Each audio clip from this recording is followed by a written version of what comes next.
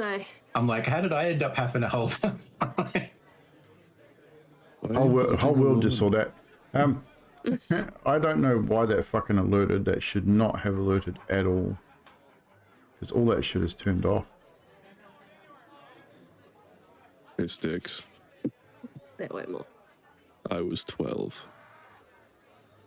You guys are online, by the way.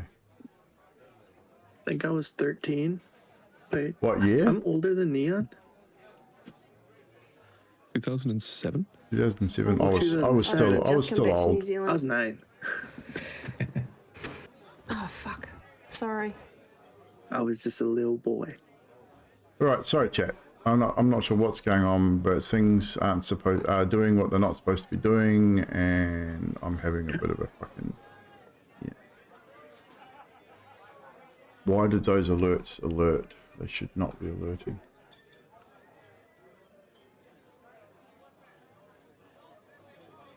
Unmute them. I can. Cool. Done. Anywho, I don't even think anyone else is here anyway, so it doesn't really matter. Let me check what's going on over here. We are live, finally. Good-o.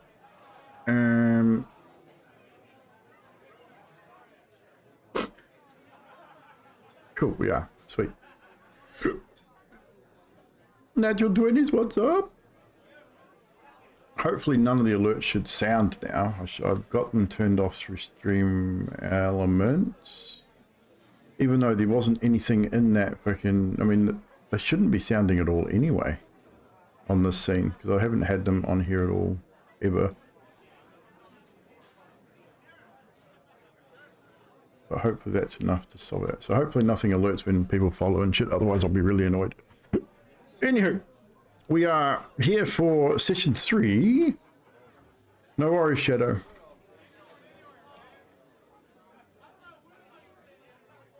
Ari's here as well. Natural 20s is here. We've got a few people creeping in. So, guys, I'm going to get everyone, because it's been a couple of weeks since we've been here last, I need everyone to reintroduce themselves and who they're playing again before we get into the recap. I mean, no, even though people can sort of see, I want you to talk to, get used to talking, because you guys are a little quiet at the start of each RP session. So we get you talking a little bit now. So we'll go around and start with you, Grim. We'll get you just to reintroduce yourself and your character for the chat before we hit the recap.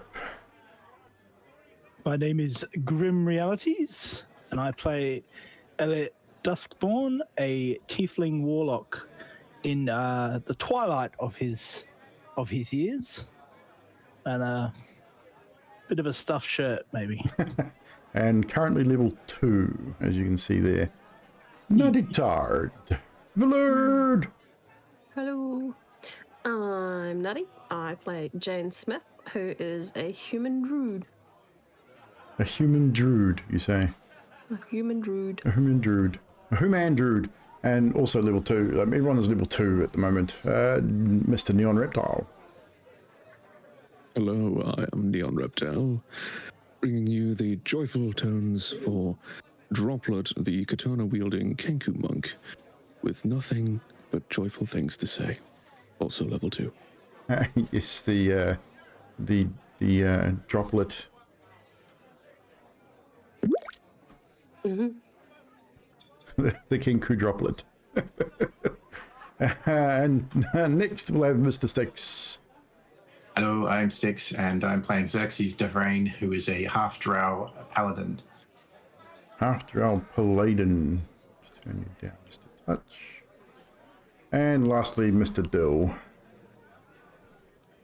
I'm Dill Cripple, and I'm playing Dax, the Wood Half Elf Rogue. He's playing the tail end of a sheep. Like, you know, the bits that hang off the sheep. Yeah, Dags. That's who. But anywho, so that is our crew this evening, ladies and germs, and we are currently about to recap session 2, which was a couple of weeks ago.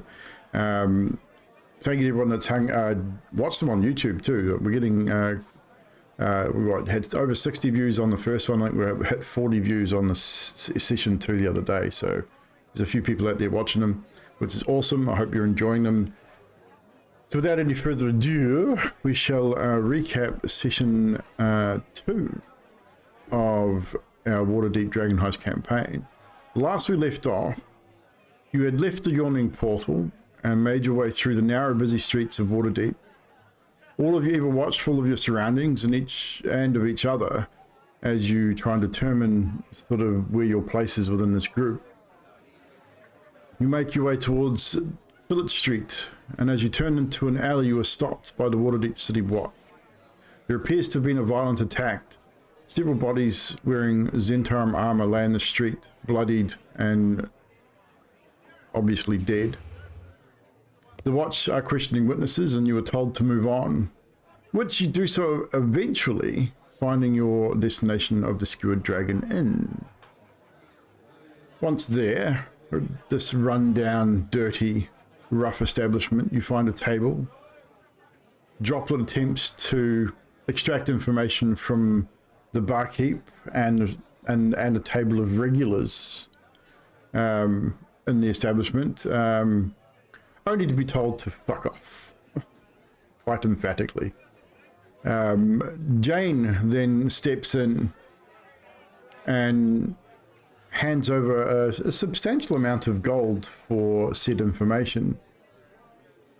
An individual eagerly accepting the payment and gives Jane the information about Floon and Rayna Neverember that had been sighted here, and roughly when they were here and when they were left. You're also given a location, a warehouse north of where the Skewered Dragon Inn is, which has the symbol of a winged dragon on it, basically a winged serpent, which Xerxes and Droplet would know as a Zentarum stronghold, or a Zentarum building.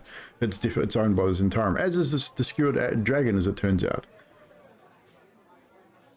While you are in this establishment, you garner the attention of a well-armored, tall individual who had entered while you were talking. He seemed to take exception to Elliot trying to exit without drinking his second drink. As Xerxes explained, there was a 2-drink minimum in this particular establishment. Xerxes then exits out the back to relieve himself, followed by Droplet, it seems. It seems a little, I mean, I don't know why Droplet followed Elliot, but he did, and eventually they did make it back inside. However, during that time, or as you enter in, Xerxes had a little bit of an incident. His mask removed, vomiting on the feet of this individual. You're all somewhat shocked at Xerxes' appearance under his mask, his horribly disfigured face.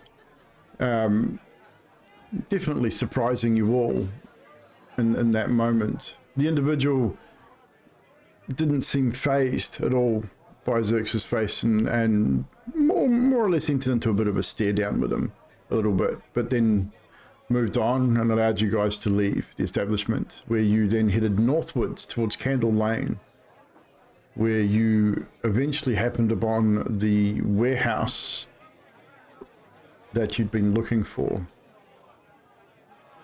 Now, this warehouse, it's hidden on Candle Lane. Well, not sort of hidden, it's sort of in the back lot of the Candle Lane. It's a ramshackle 2-storied warehouse.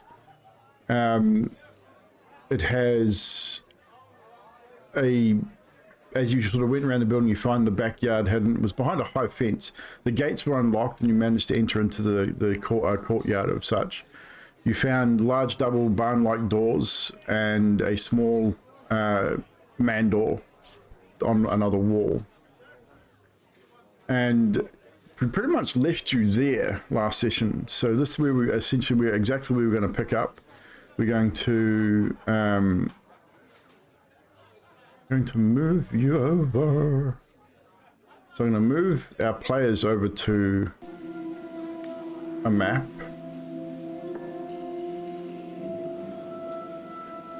stop that. We're gonna turn that down because that was quite loud. You're now standing in a courtyard.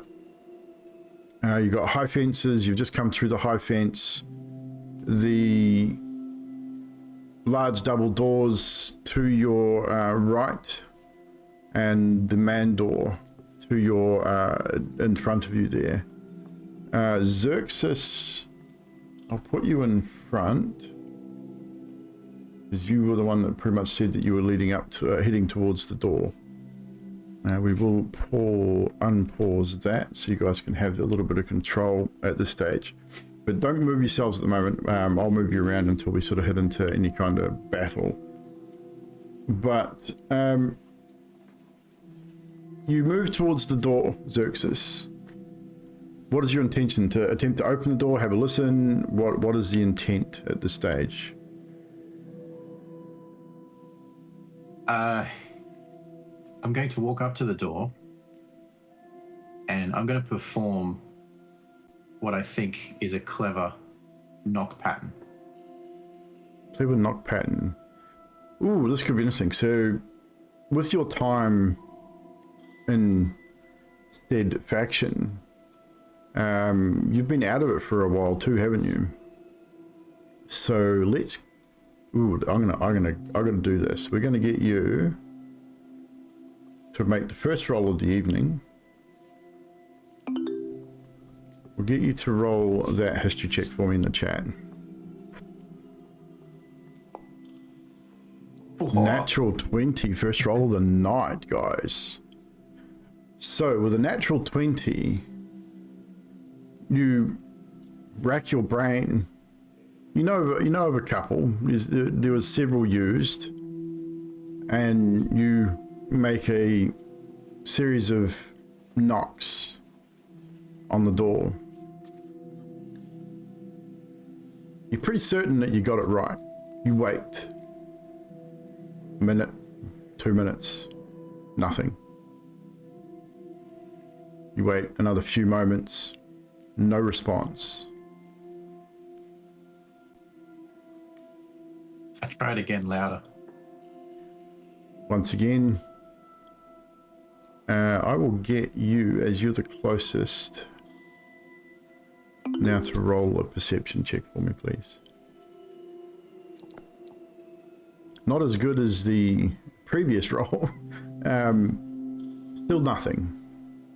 You know you got the knock right. I mean, your memory is pretty clear that this is one they never would have changed. This is one that maybe some of the higher ups would have known. But no response.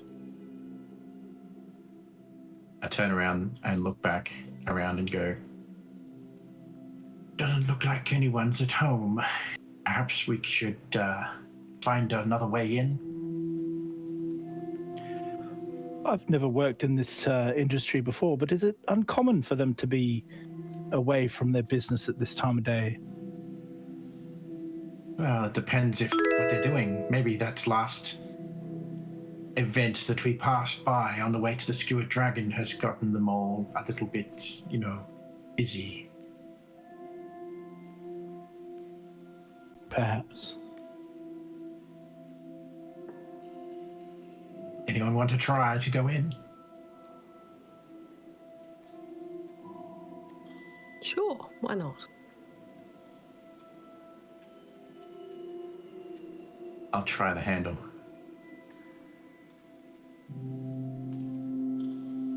You try the handle and it is locked.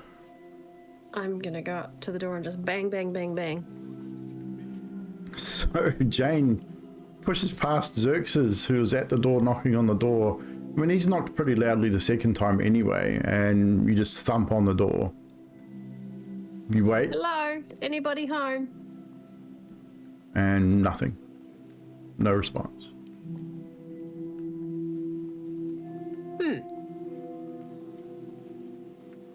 Anyone any good at picking locks here?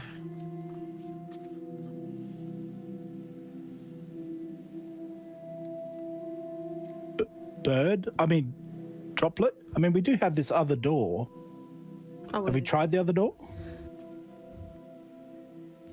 I suppose we could. I can't remember where that leads to. Ah, so you've been here before.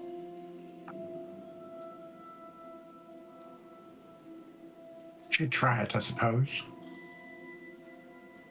Well, if you're familiar with the place, Xerxes, by all means, we'll back you up, won't we? Definitely. What is Droplet doing at this point? I can imagine Droplet's doing something completely out the gate. Maybe, I don't know. Droplet's gone up to the other set of doors. Is there a keyhole on the warehouse doors at all? On the big warehouse doors, no. They're big solid doors. So there's no apparent keyhole. Work. It looks, I mean, there's probably a small gap at the base of the door. You know, these are big sliding doors. There's probably a small gap at the base, maybe 1/8 of an inch. Like it's a fairly solid building. I mean, it's an older warehouse, but it's well made. You know damn right the Droplet is on the floor, on his belly, trying to look underneath. Okay, that's easy enough done. So we can get Droplet. You can roll this at disadvantage because you're not going to be able to see a whole lot. So they should, if you hover over that dice, it should give you a plus and a minus, and you should better roll it at disadvantage. Natural 1. You cannot see a damn thing. How big is the gap under the door, did you say? 1/8 of an inch. It's very, very, very narrow. Would I be able to turn into a spider? Do you have that ability right now at level 2? I think so. Wild shape. Yep. You should. I think you should be able to at your level. Yeah, because I've got it here on my. It says wild shape. Under your features, it should be under your attributes. Oh, you can do it twice per long rest. I might change into a spider. Are you going to let your companions know what you're doing? Yes, because I wouldn't want to be stood on. Or eaten, because I could imagine Droplet seeing a spider and just picking you up and trying to eat you. Yeah. I may find that somewhat offensive. Guys, I'm just gonna go under the door, so just hold my beer. So, right before your eyes, Jane steps forward, and her shape shrinks quickly, almost in a whiff of a little bit of arcane sort of wind. She shrinks to what type of spider, Jane, are you transforming into? I would go Just a like regular a wolf spider. Just a regular type of spider, just a little black tarantula, perhaps. Yeah, something that if somebody decides to pick me up, I'm going to give them a good bite. It'd be a little black tarantula. So it'd be a bit of a squeeze, but spiders can get into the tiniest of places anyway. So you watch her shapeshift and her form drop into not a small spider, but a tarantula size, maybe like a huntsman size spider, about that size, maybe a little smaller for those in Australia. For those in America and other places in the world, yeah, about the size of probably 2/3 the size of a tarantula, just slightly smaller than that. So they're not huge, but big enough to be seen. And she scuttles away and pushes her way under the doors of this warehouse. So, Jane, inside where you are at the moment, you're in the main part of the warehouse. It is dark. There is some lighting, but it's dim where you are. The first thing you notice, however, as you move through, no need for a perception check because you are able to see with the light that is in here. Yeah. You almost immediately, as you turn, you find a body laying in the floor. Okay. It is obviously deceased. You can tell that as you sort of turn and crawl up over it, and you crawl up over its beaten face, and over its body, it's definitely deceased. And as you crest over this body and sort of look around the room, you can see several more. Something has definitely happened here. Okay. You're not entirely sure how long ago. In your spider form, you would not be able to determine sort of that kind of detail at this point. But there's definitely a lot of dead people in this warehouse. Can I see if there's a locking mechanism on the inside of the door? You can. That I would It's a large barred door, and there is no way you'd be able to lift it on your own. Okay. Definitely not as a spider. No, I mean if I changed back into human form. I would say you'd be intelligent enough to know that your strength would not be able to lift it. Okay, sweet. Is that too heavy for me? Yes. Sweet. So I will have a look around a little bit further. Which direction would you like to go? North or you can pretty much only really go north at this point. Oh, I'll go north. North it is then. So you travel northwards and find more bodies, broken furniture.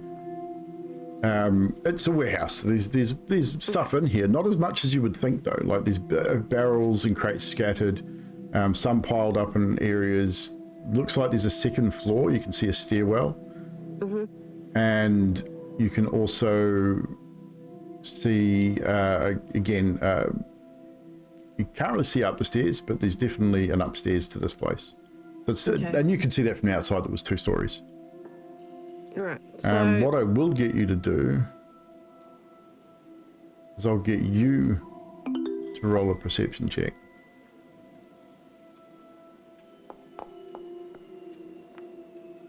$17, a dirty 20. dirty 20. As you scuttle along the floor, you stop as you think you see movement just out of the peripherals of the spiders. Seeing you sort of turn, and you think you see. You're not sure. It's quite dark where you're looking, but you're pretty sure you saw something move. Unsure what it is though. Even with a dirty 20, could have been a rat, could have been a cat. You're not sure. At this point, I think I'll go back under the door and relay my information to the guys. So once I've changed back out of wild shape. You move yourself back through the gap under the door, and you return to your companions. You guys watch. After this probably takes place over about 15 or 20 minutes. You're waiting, you hear nothing, and then all of a sudden, whether you're watching for her to come out, a spider squeezes out from under the door. I'm assuming Droplet's probably still trying to peer under the door at this point, and probably sees the spider return. They're like on his belly with his arms like flat against his sides. He's not even trying to hold himself up. He's just like full on seal on the floor. So you would be the first to see the spider return, definitely. And as the spider gets, as Jane, you get out and you get to enough room, you drop your wild shape. So you need to make sure you check off one of your uses of wild shape for the day, and you reform back into your human form. Yeah. So, once I'm back in human form, I'm going to look around and say, well, there's lots of dead bodies in there. Explains them not answering the door then. And broken furniture. I will go straight to the door and I'm going to try and shove it open. And no one's even going to attempt to pick lockpick. You don't. The thing is, you don't have to have lockpicks to pick a lock on a door. I was you. going to, while she was in there, I was going to say that I would. Well, you need to speak up. There's none of this going to stuff. Either you speak up or it doesn't happen. Before you waste that, it's barred on the other side. No, that's the barn doors. You didn't check the other door. Oh, okay. Yeah. What's up, Brad? So. Okay, I have no idea about the other door. So as Jane relays this, Xerxes charges for they're just going to charge and shoulder first. So, I mean, Dags, if you want to speak up, you can speak up, but Xerxes charges towards the door, shoulder first. But yeah, Dill, you got to speak up, dude. If you got something to say, you have to speak up, otherwise you will get lost in amongst all this. Don't worry about interrupting people, guys. Just speak up when you've got something to say. So, Xerxes, I will need you to roll one of them as you throw yourself at the door. 19. 19. It's not bad. However, this is a very sturdy door. You throw yourself into it. You slam into it quite heavily. You hear a little bit of a crack, though you're not sure it was the door that cracked. You didn't hurt yourself too badly, like it hurt, but it wasn't enough to do damage. The door seems relatively unscathed, however. It's, like I said, it's an iron-banded oak door, like it's fairly solid. Are you not banged up enough already, Xerxes?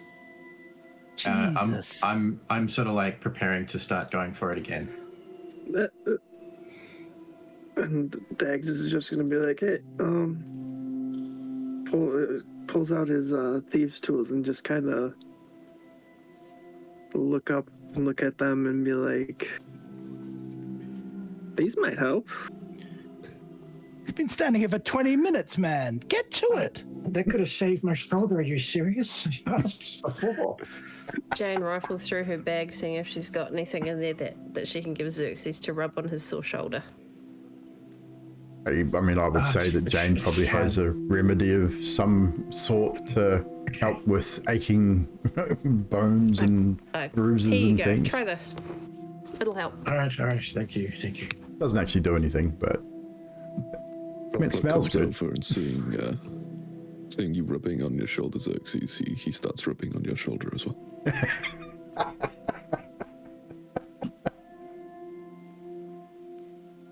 So, Dags, are you going to attempt to pick the lock? Yes. So, do I just click on thieves' tools? No, I will. You just do a sleight of hand check. Right there.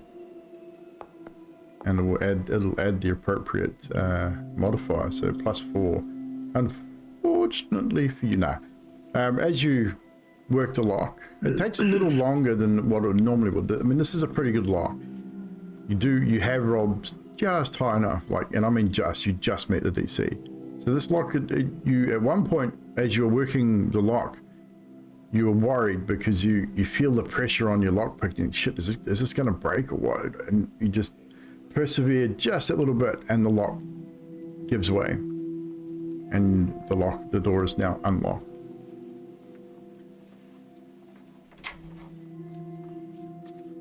As you hear the lock give up its secrets. You guys can now move into that space if you wish. You can open that door and move into the space.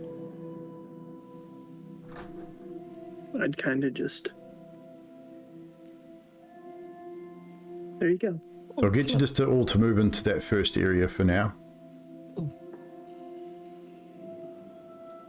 Oh.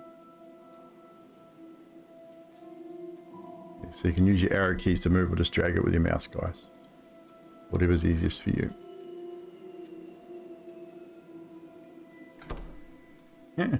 Someone shut the door on Elliot. So as you enter the room, you can leave the door open or you can close it. It's up to you. I'll close it, then people won't realise we're in here. So as you enter this room, you literally see it's a warehouse. You've got wine barrels, you've got crates, you got down in this main area here, you can see the broken furniture, the bodies lying, many bodies. In fact, looks like maybe, it's hard to tell, possibly a dozen men.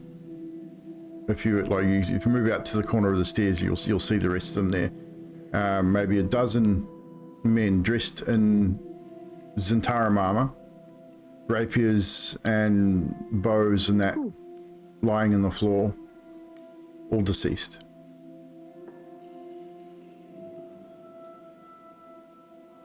And this stairwell here rises to a level above. You can see the pillars around the place, which lead. You can see the balcony, and the lighting is way up high in the top of this place.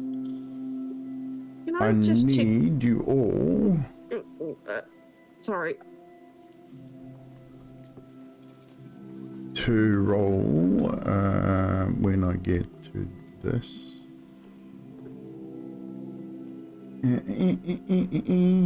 1 second. I need to select you all.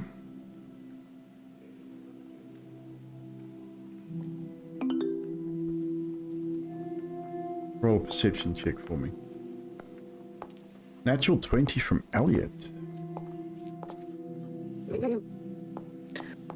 8 from Jane. 14, 7 from Droplet. So Elliot, Jane and Droplet, you don't really notice anything. We're just looking at each other. Dags, Xerxes... Still just trying to rub Xerxes' arm. Makes sense. So Xerxes, Dags, and Elliot, you specifically Elliot, firstly. Over, as you're sort of looking around the room, over towards these crates here, you sort of just see something move in the shadow behind the crates. You didn't hear anything, but you definitely saw something move. You're not sure what it was. It could maybe an animal, you're not sure, but something definitely moved in that direction. Xerxes and Dags, I would say, as Elliot sort of stopped and did that almost double take and sort of looked concentrated on that area, you then looked sort of in the area that he was looking and also saw just that slight movement. Whether, again, you're not entirely sure what it is, but something definitely moved in that area. It appears we are not alone. Whatever it took out these well-trained, well-armed individuals, we'd need to be prepared for. Over there, I saw something move. Yes, I believe I saw it too.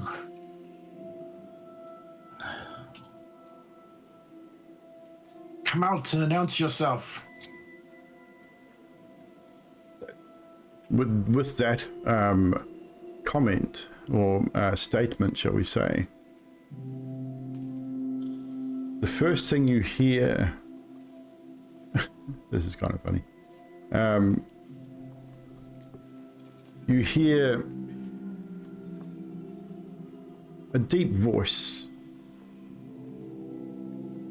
Many of you probably heard this type of voice. It almost sounds orcish in nature. Xanathar sends his regards. From in the shadows behind the crates. You hear another voice, kind of nasally and thin. Tie up the pretty boy in the back room. Follow the yellow signs in the sewers. And then you hear another voice, scratchy. No time to loot. Just get him to the boss. And then as that last sort of raspy voice is heard, from behind one of the crates steps two individuals. They step out and move out into the space. Another two step out on the other side,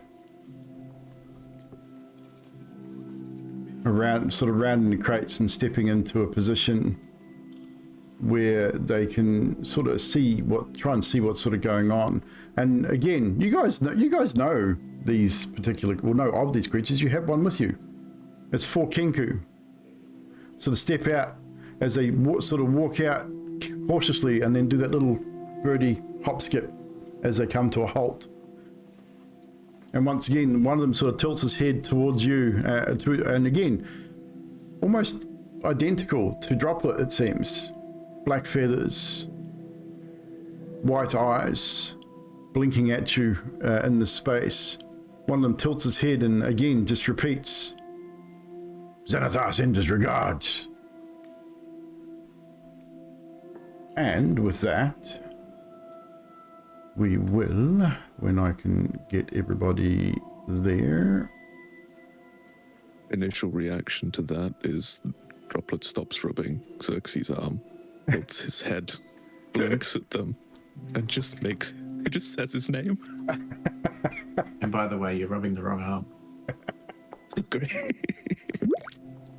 As Droplet says his name, we will roll initiative. So, guys, you can roll the initiative from your character sheets or from the combat tab. Someone got a natural 20 on their initiative. It was one of your dudes. It must have been. So yes, so we're gonna chuck on some combat music here. And we are going, No. yours did not, Droplets and Jane's did not roll it from the okay. combat No. tab.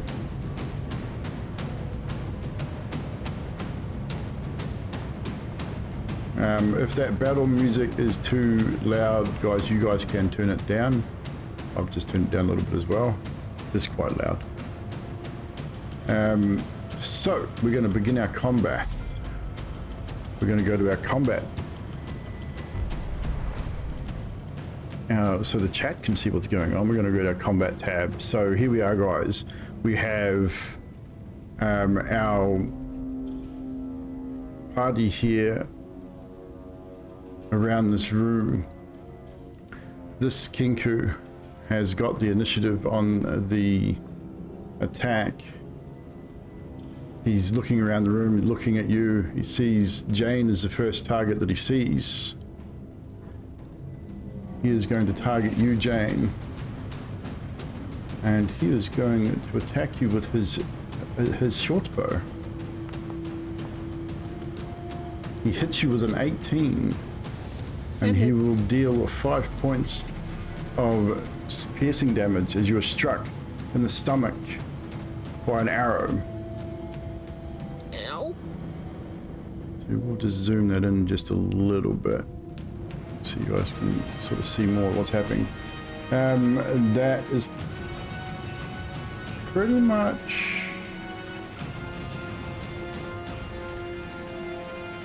that is his turn. Next up, Xerxes, it's your turn with Elliot on board. There you go. Xerxes sees the one standing here and just takes his shield, leans it in this direction, and just says, "You and me." And I cast Compelled Duel. Okay, so what does Compelled Duel do? I have to click. How do I click on the token for this? So if you're going to target the token, you just literally put your mouse over the target and hit Alt click, I believe. Alt click on the target you want to select. Oh, yeah. So what?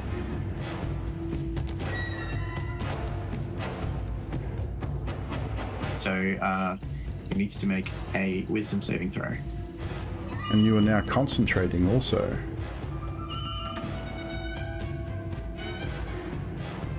Compelled Duel. Okay, so bonus action, Wisdom saving throw. Easily enough that.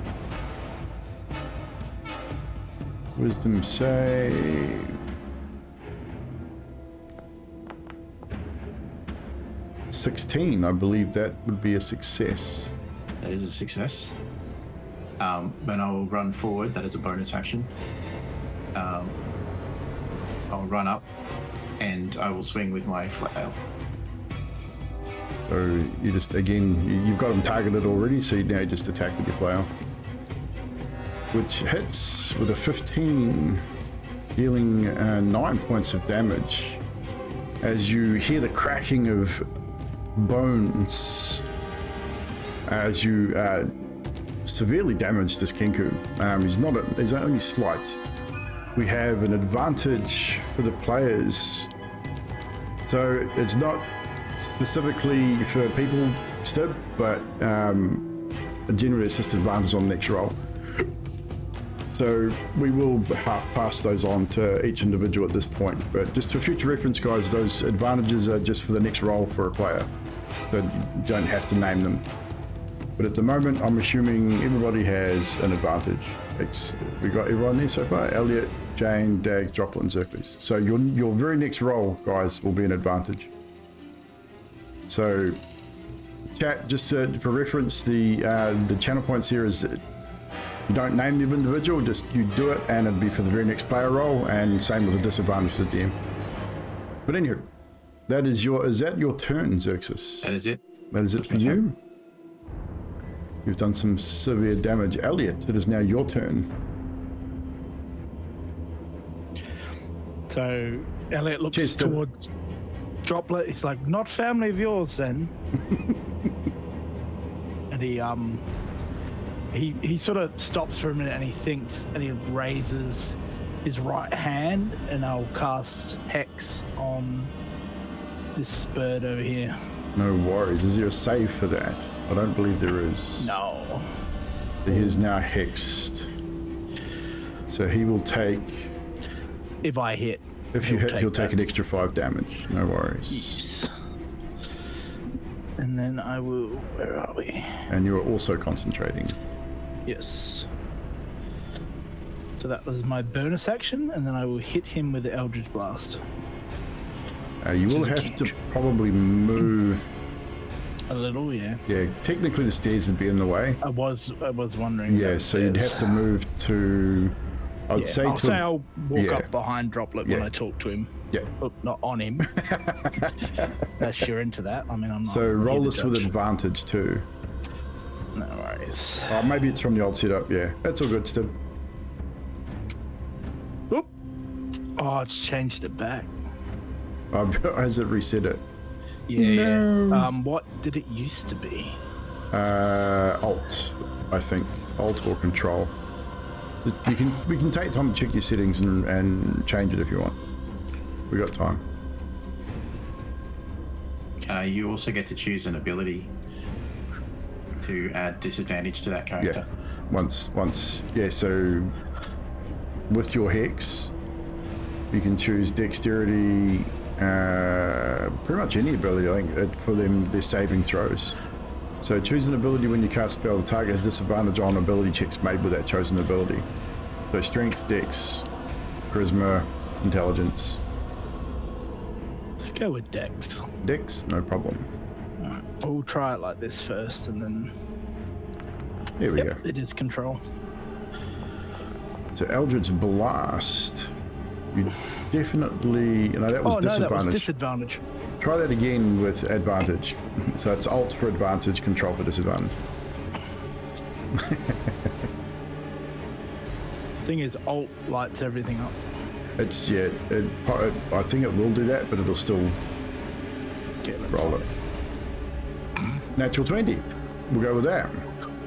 So with a natural 20, the creature, it definitely hits. Force damage. It takes 17 plus the 5 from the Hex, which is 22 points of damage, which is enough. If you would like to describe exactly what happens as your Eldritch Blast, because you do get 2 of them, don't you? Or is it just 1 at this stage still? Just the one. Just the one. So a single, you can describe what your Eldritch Blast looks like. So, because this is the first time Elliot's used Hex, he puts too much energy into the blast. He's looking to damage it, but he's not looking to explode the crap out of this Kenku, and it just sits in his hand. There's this blue crackling lightning, and then it just goes black, pulls in on itself, and then explodes out and just shatters this. And there's like feathers and bits of bone just go, and he's like, "Oh dear."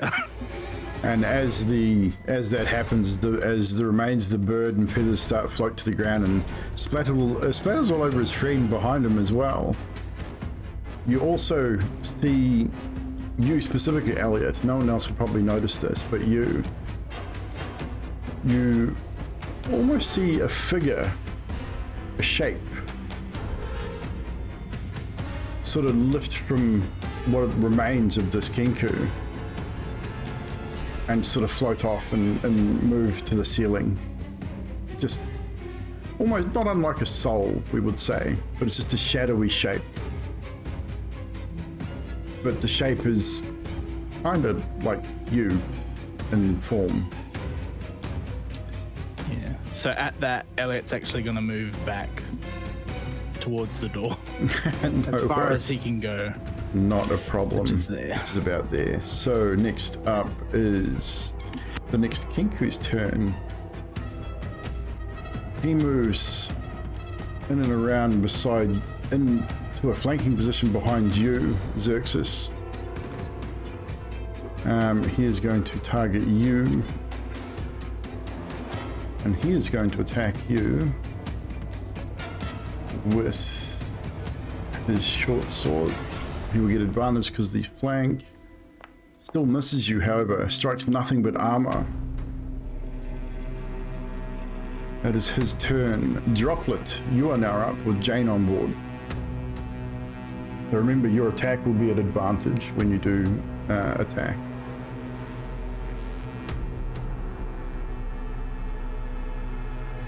Excellent. So Droplet will get ready to move around Jane and make his way behind this guy. Math is hard. No worries. So you move up behind the Kinku attacking your new friend. So to target him is alt click. Alt click. Yes, there we go. And then if you have set up your advantage, disadvantage, it'll either be A for advantage. If that doesn't work, it'll be alt on your weapon of choice. You hold A first and then roll the attack, or you hold alt. So it has reset. So we're gonna have to go, at the end of tonight's session, we'll go through and reset all those. So move yourself back, so it'll be just hold alt and then click your weapon and it'll attack with advantage. Oh no, was it we say, yeah, alt was, controls disadvantage. Alt click. There we go. Droplet's Talon, dirty 20, definitely hits. Deals 6 points of slashing damage. And then he'll follow up with his unarmed strike. Which will be just a regular strike, so no alt on that one. Strike. It's not on the action bar down here. So that's going to look actually for that, because it looks as though it's all reset.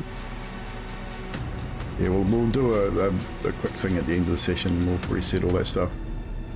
Yeah. I'm not sure why that's reset, but...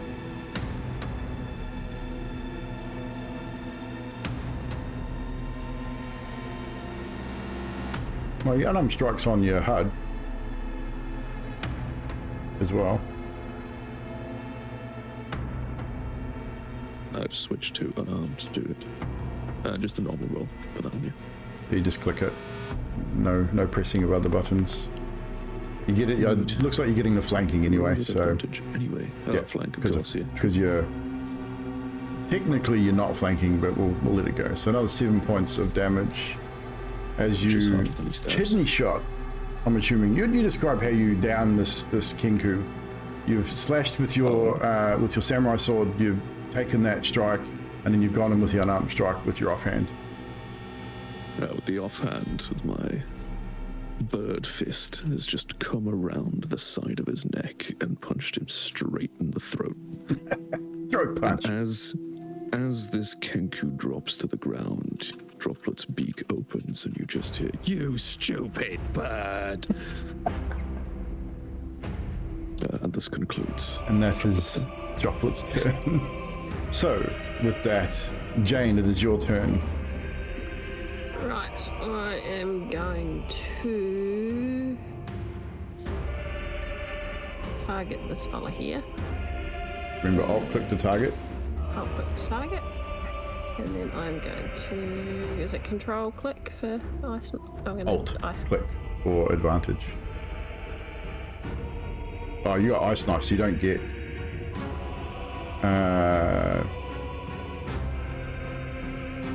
Oh, you do. Did it work? No, you need to click attack on the. Got it. Oh. That hurts. It's. So, it does a lot of damage. So, he's got to make a dexterity save. So, you got 1d10 piercing, which is 8. He's going to make a dexterity save. Oh, no, that was you. You passed the save. It's this one. Okay, he passes the save as well, so he doesn't take the extra cold damage. Okay. But he does take the 8 piercing. He will take, I believe, is that a cantrip or a leveled spell? That one, Ice Knife is a leveled spell. Okay, so he will take half, I believe. Succeed dexterity save from or take 2d6 cold. So no, he doesn't take the cold damage. Just takes the piercing, which was only 3. So he does not take the cold damage.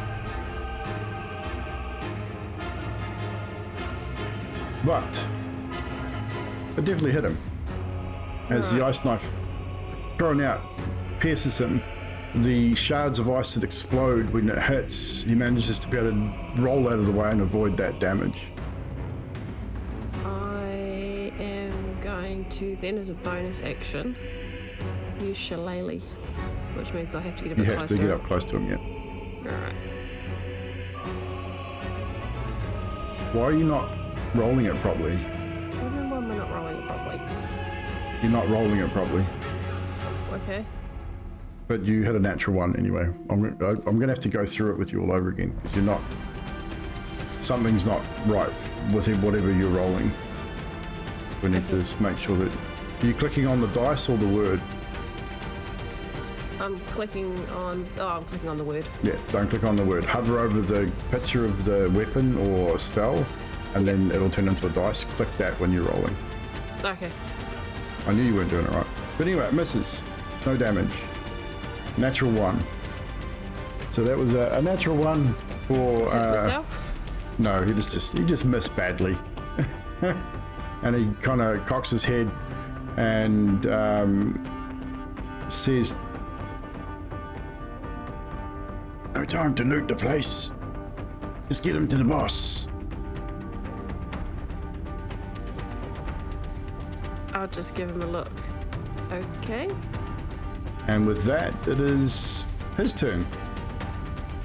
He targets you as you just attempted to hurt him a little bit. Short sword. Misses. You manage to fend it off with your shillelagh. Dags, it's now your turn. So, Dags would move up to. Oh.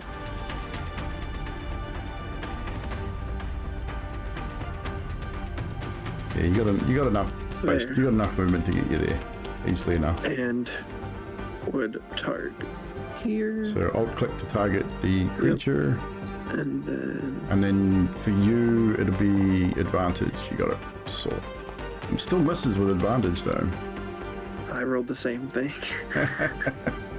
Twice.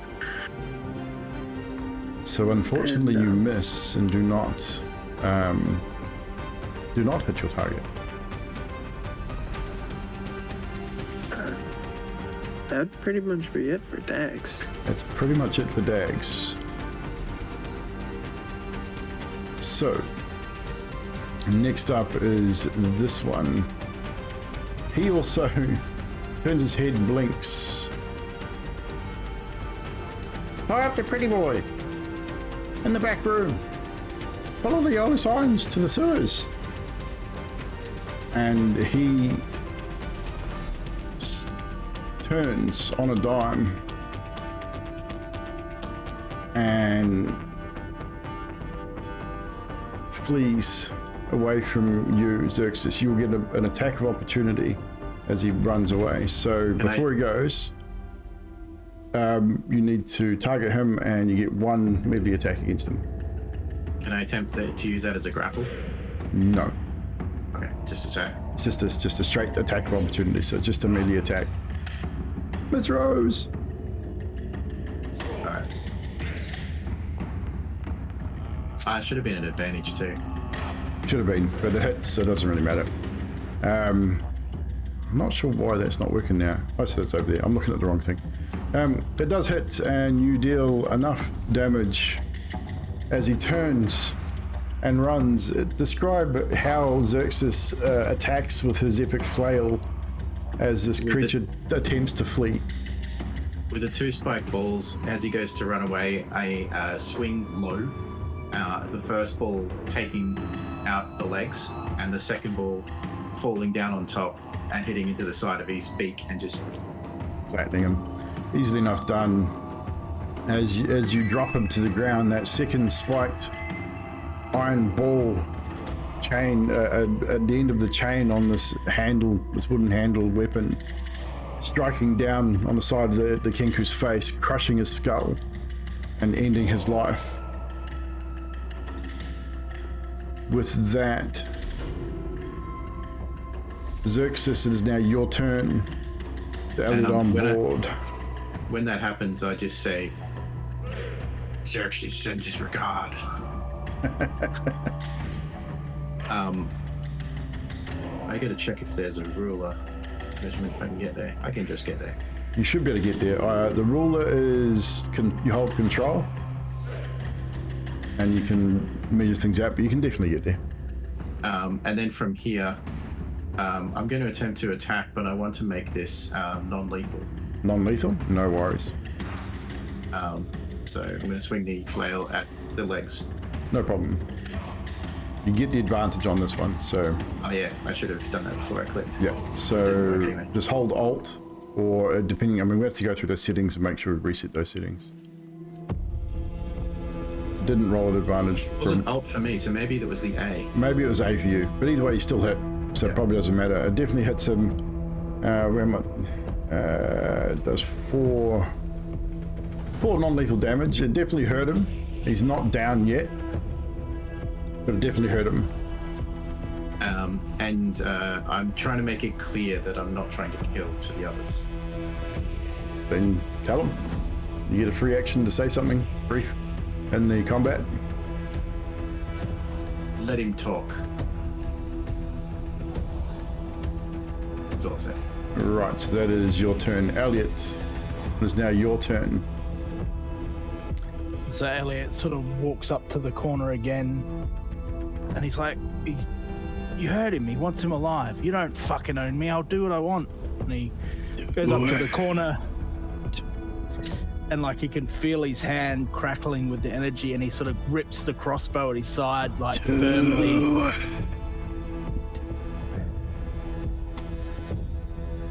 And he's got the crossbow in his hand, and he's gonna shoot it with the crossbow in the arm. He's gonna try not to kill it. Okay, no worries. Make your attack. As the voice inside your head persists, taunting you, you hit, and you deal 9 points of piercing damage. You do intend not to hit a vital organ. I'm gonna get you, Elliot, to make a wisdom save for me. Let's see if you can resist. Oh, It appears you are not able to resist the entity that lives within you as it taunts you. You know what we want. And your arrow flies. As much as you try to miss vital organs in this target, it seems that you are unable to resist the temptation and the taunting, and your arrow strikes true, striking the Kenku directly in the heart, dropping it to the ground in a heap, dead. And that is the end of this particular combat.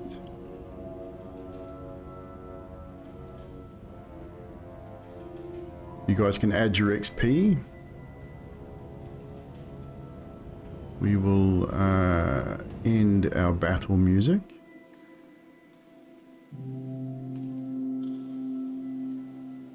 Question, does the button linger even after you clicked it? No. Shouldn't do, no. It's added it for me, but it still says it's there. Do I have to keep clicking it? Has it added the experience? Yeah. Hang on, let me have a look.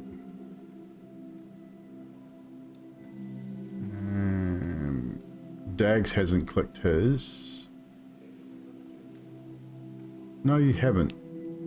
I'll do it for you because your XP... I clicked it and mine got put on. Why is Jane's XP higher than everybody else's? What has Jane done? Oh no, Xerxes is lower than everybody else's. He should be on 480. I will adjust it for you. Okay. Oh, mine's at 520. Yeah, you should be on 480 XP, guys. So I clicked it. Well, I had clicked it once and it didn't go away, and then I had clicked it again. Could be, yeah, it could be a glitch. It's right. We can fix all that stuff. So just make sure you're on 480. I can adjust yours anyway. 480. Right. So the end of that combat, we will go back to our roleplay scene. So as you sort of survey the situation, Elliot, your shot is accurate, deadly accurate.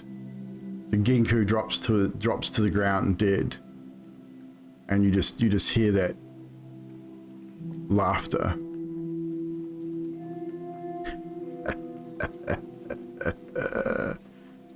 Not resist. Futile to try.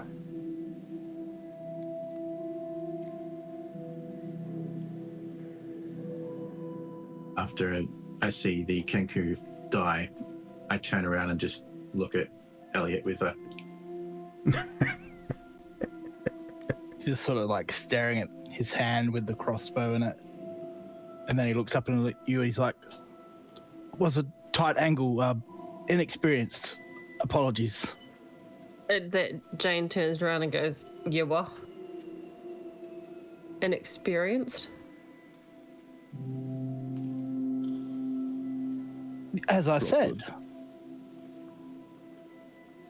Droplet wanders over, and as his beak drops, you just hear, "Everybody dies. Some just need a little help."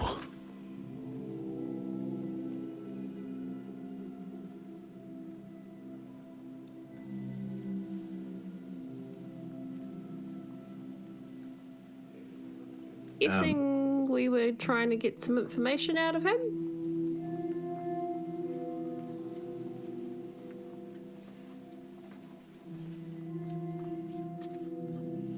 That would have been helpful, yes. But I guess this one back here was telling us the way anyway. Yellow signs in the sewers. Exactly. And I'm Guy guessing, timed up. Yeah. Tie up the pretty boy in the back room. Follow the yellow signs to the sewers. See, we've got our own. We don't need any. We extra. really have. So Dags, as you back up towards that door that's open behind you there,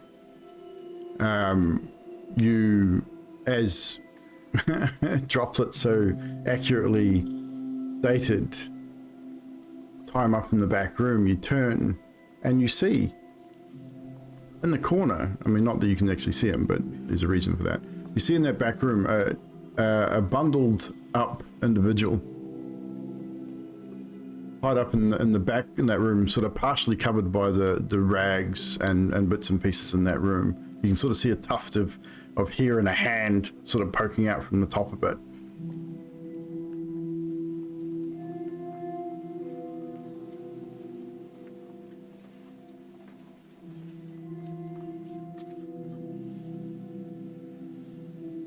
Do I notice anything more specific? Nope. Like leaning in and everything? Nope, that's all you see. He's fairly well obscured. There's definitely a person there, but they're definitely covered in a whole bunch of shit, so they're definitely obscured.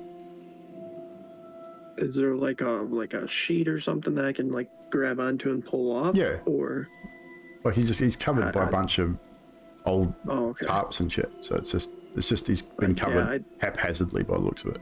I'd probably like just drag it back as if, the fuck is this, pretty boy? And you pull it back. That doesn't look like the man that was described to you, however. Looks different.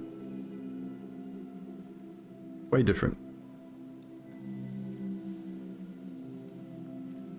In fact, looks kind of like the noble person that was described to you, that Jane told you about, that was told her about, who was with Floon the night that he disappeared. Am I close enough to Dags to... Probably not. He hasn't said anything yet, so... Okay, sweet. And I guess I would kind of just turn around and... Well, it's not who we're looking for. He's conscious, and he's sort of blinking, looking up at you, and sort of holds his hands up in front as if you were going to hit him or hurt him. And he sort of realizes that you're not who put him in here. He's covered in dirt, like he's smudged in dirt, and he's got... You can smell the smell of pickled herring quite heavily on him.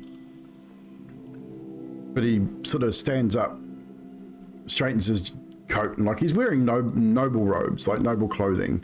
And he straightens him up, and he sort of says to you, "Well, you're not my abductors. Who might you be, good sir?" And he gives you a slight bow.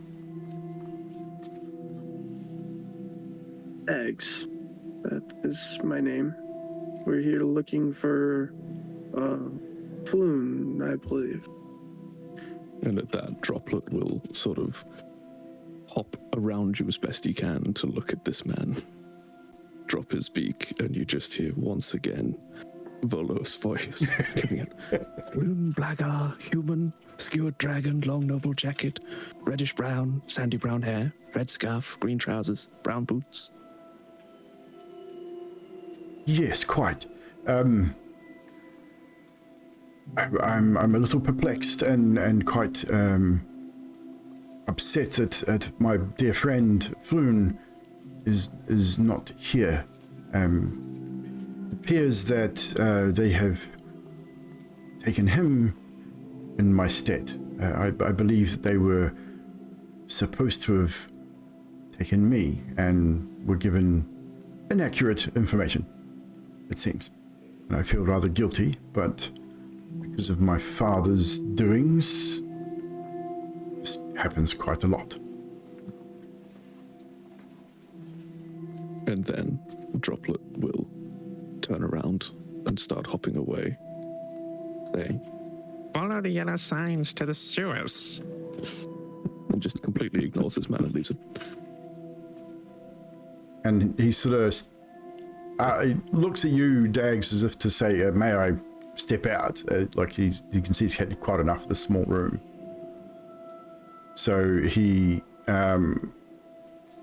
steps out past you, if you allow him to, and sort of greets the rest of the group and gives you all a bow and says, "Well, I thank you," as he looks around at all the corpses. Is this your doing? Lord Neverember? At your service, ma'am. Oh, okay. No, this is not our doing. We just a couple. Well, and you see as that happening as well, that Xerxes is going around taking all the weapons away and putting them in the pile from all the bodies and just laying the bodies on their backs with their hands across the chest and muttering some words under his voice. No problem. So you are looking for Floon, I take it? Yes. And who, may I ask, is your employer?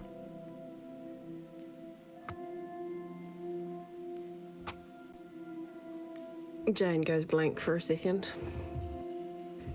Are my impressions a joke to you, Lord Neverember? Volo. I believe, yeah. Oh, of Volo. course. Oh, That's yes. who it was.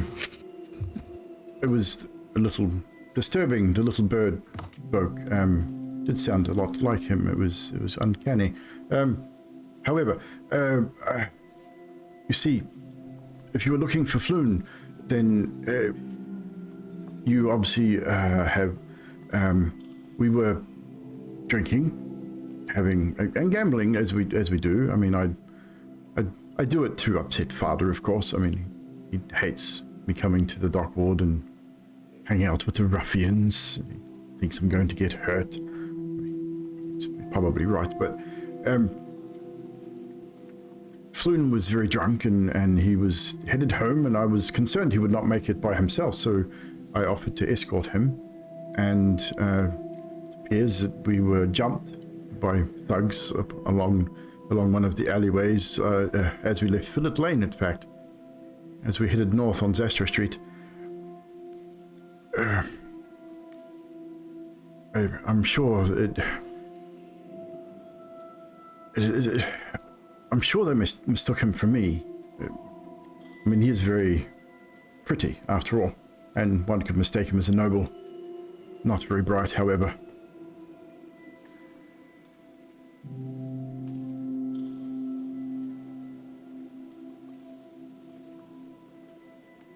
So, you're saying that he's been taken off into the sewers? I have no idea.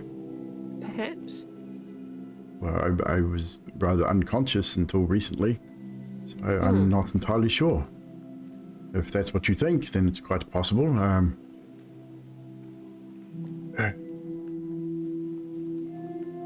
Was there anyone else in here with you that you remember before you got knocked out?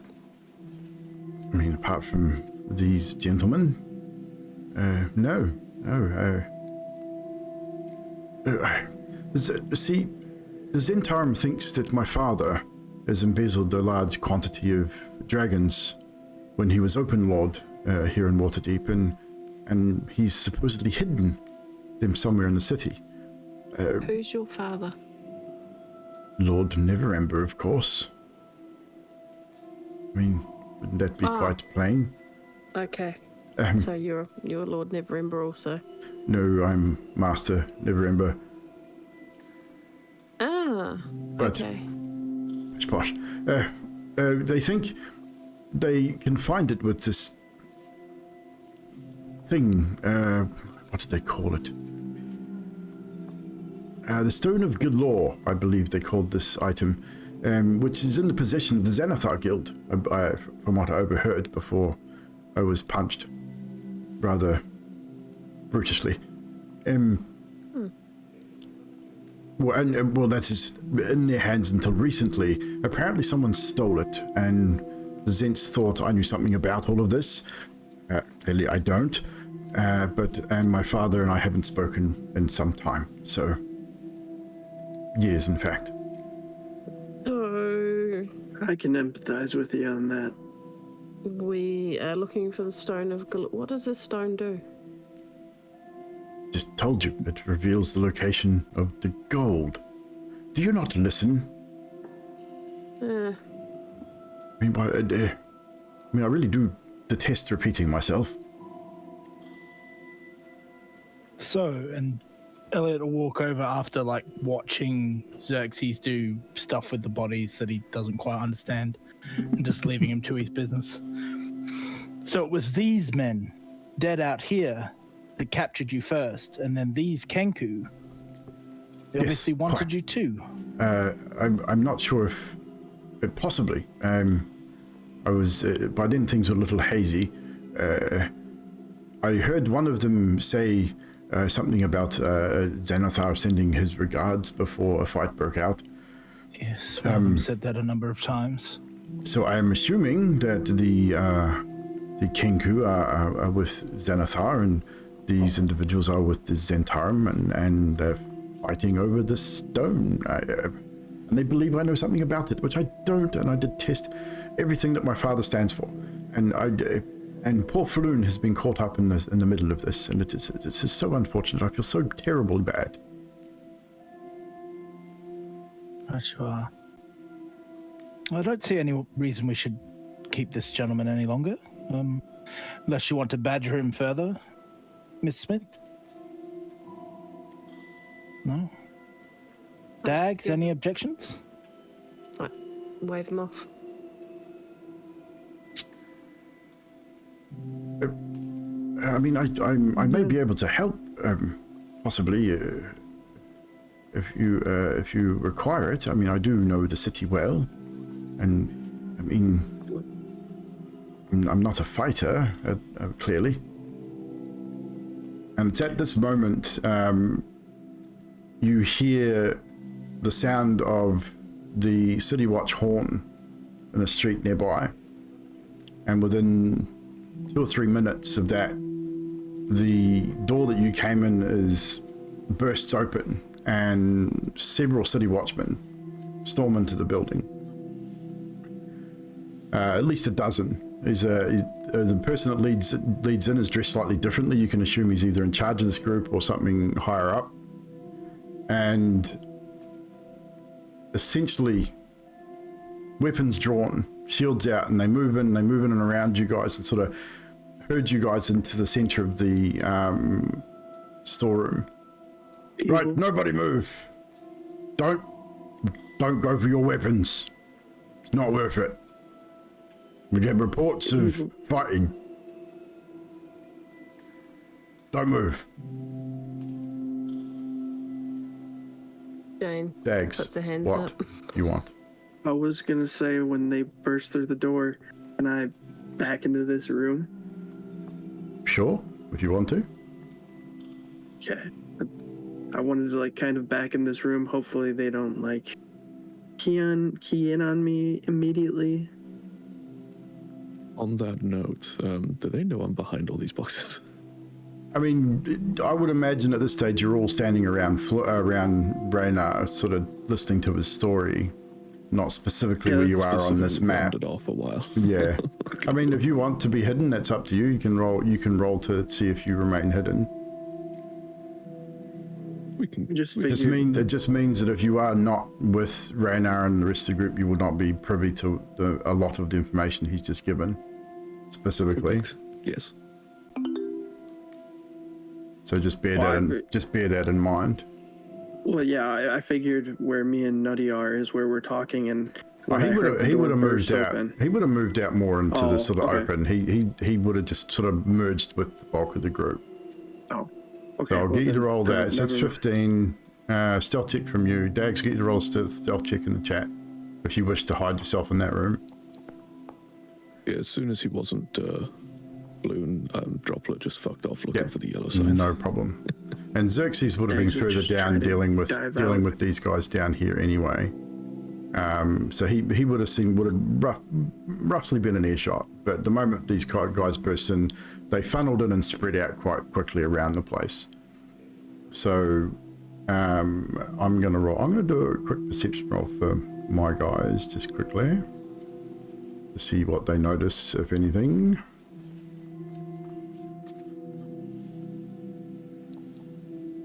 Interesting. So, as they work in, the dude that's dressed in the more less subtle uniform, it definitely has a rank, and he walks in and says, "Right, my name's Captain Stiggett. Gather around, we need to ask you lots of questions. Men, search the place." And he's seen 6 go upstairs and the other 6 start searching around the place.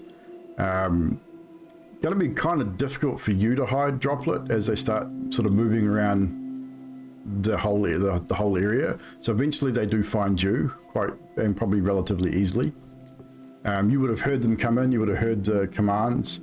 I would say, how would Droplet react as when a city guardsman sort of comes around the corner and says, "Oi, what are you doing? Get out here with the rest of them."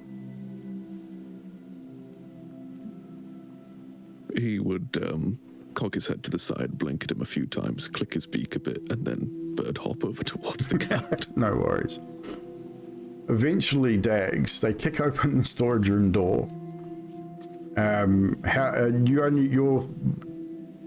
Your stealth check was low, 10. They start poking into dove in the back corner. They start poking into the cloth. I mean, I'm assuming you probably covered yourself. I'm assuming. Yeah, maybe where he was they start poking with a spear, jab you in the foot. You don't take any damage. What the fuck are you doing in here? Get your ass out there.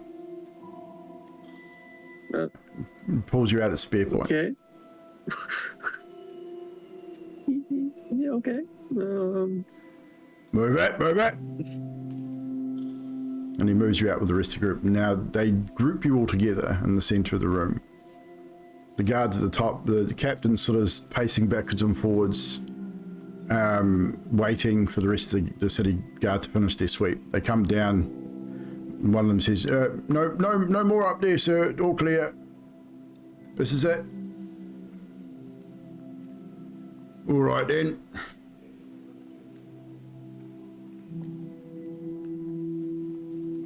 What happened here? Is this your doing? Well, we did dispatch the feathered individual. Seems to be some sort of faction dispute. And what is your name, sir? Elliot Duskborn at your service. Right. Take notes. He points to a guy, points to one of the soldiers who sort of puts his sword away, pulls out a piece of parchment and a quill and starts taking notes. And you, and he points to you, Jane. What's your name? Jane Smith. Jane Smith. Jane Smith. Sure, I'm not. You sound familiar. I'll get back to you. And you. And he points to you, Droplet. What's your name? Droplet says his name.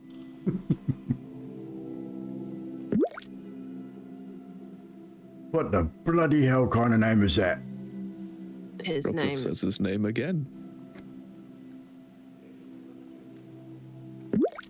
He doesn't speak very well. His name is Droplet. Wasn't talking to you, but okay, thank you. Droplet. Like a water droplet, I guess. Makes the sound again. That's enough. Out of you. Zip it, shorty. And he then walks up to you, Xerxes. What's your name? I'm kneeling on the ground in front of a body, and I look up at him, and I just say, "The name is Salvador Ravini, sir." Stand up. Stand up. I know you. What the fuck are you doing back in Waterdeep?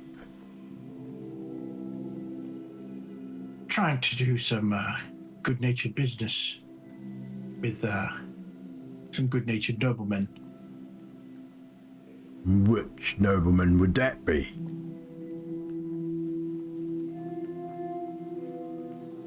What did we say his name was again? I look around at the group. Vola? Oh, that scamp.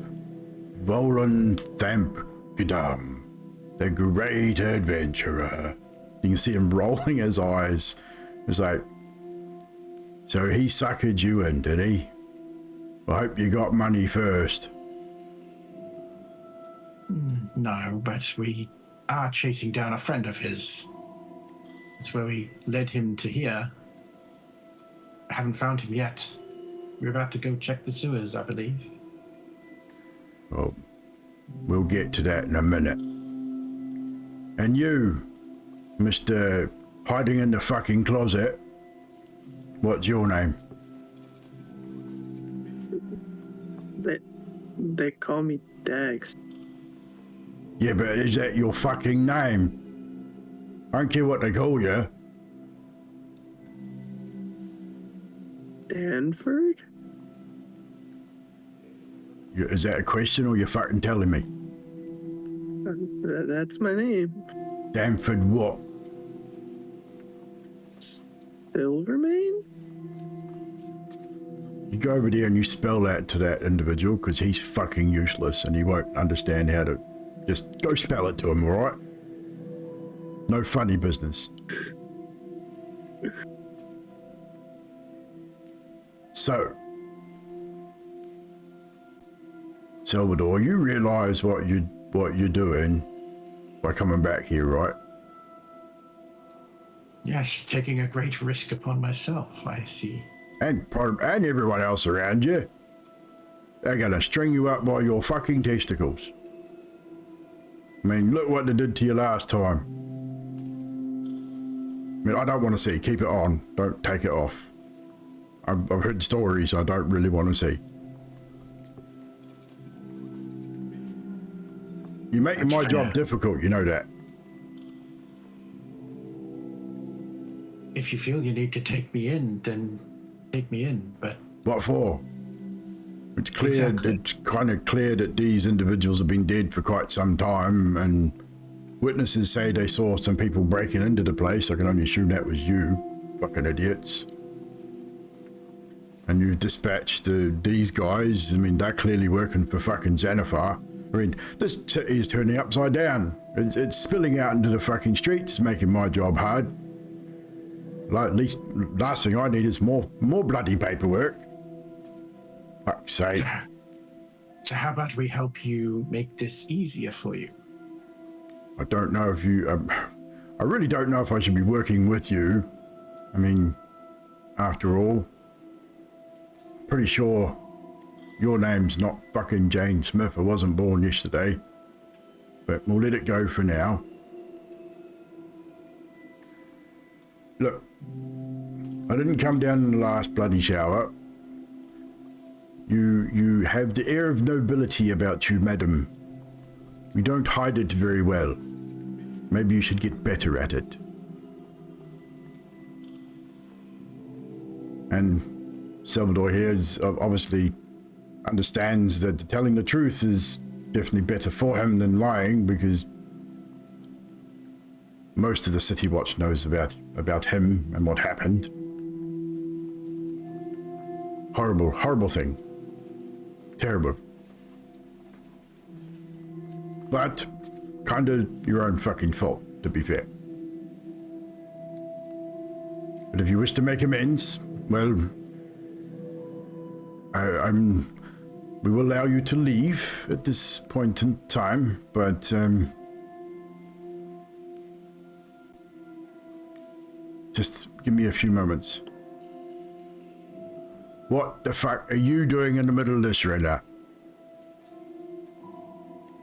You should not be here. Rayna sort of hangs his head. Says, well, case of mistaken identity, of course. Brent has gone missing, and you should do your job, Captain, and help these fine folk find him. You shut your fucking mouth or I give you a clip upside the head. Fucking nobles think they know fucking everything.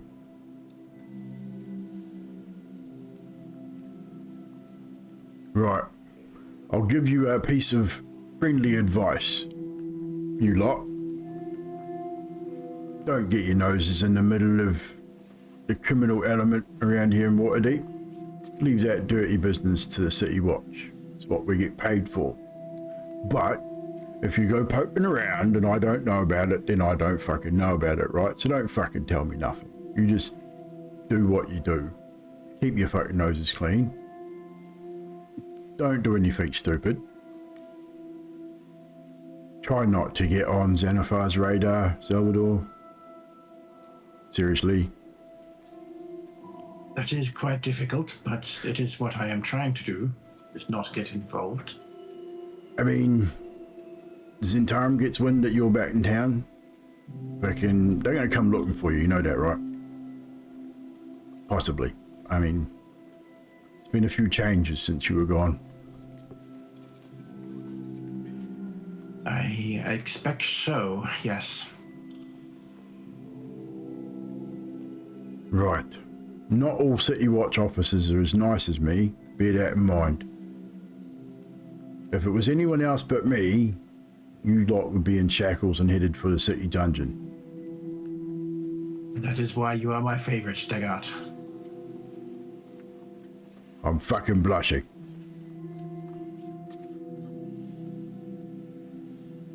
Keep the blood out of the streets. Alright? You hear me? No more, none of this. I mean, this, don't do it. Not in the streets. If you want to go fucking running around the sewers, getting all fucking stanky, that's your business. But keep it off the streets. I point at the one remaining body I haven't attended to yet and I say, may I? Of course. And he sort of waves you over.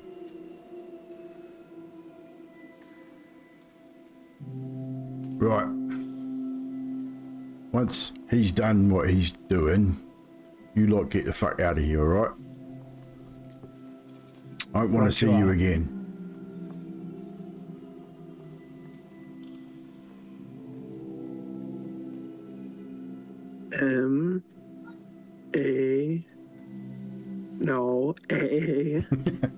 Slow down, man. It's really difficult to write this down. Just please, just slow down. Just once more. And it takes you about 10 minutes to fucking get your name to this guy. So eventually he gets your name, he gets all of your names. Captain Staggart walks up to you again, Jane, before you leave, and says, just a piece of advice. Hunch your shoulders over a little bit, love. You're walking too upright. You stand out like dog's testicles. I lean over and whisper in his ear. Alexandra Valenkamp. You fucking what? Shit. It's one moment. And he goes over, gets the dude, and he writes his name down. He writes your name down and says, right, you watch yourself, right? People looking for you too. So she kind of hunches over. Like this? Not that much. It's kind of, it's got to be more subtle. Maybe rub some horse shit in your face or something. I mean, shit. Didn't mean to slap you, love. It was a bit, excuse me. Right, get the fuck out of here, you lot. So as you leave, Raynar walks out with you and he says, well, I will head back to the Yawning Portal and see if I can speak with Volo and ensure that you get your due. If you need me, that's where I'll be. As we're leaving, could I make one last perception check to see if I spot any yellow marks inside? Yellow marks inside. Sure.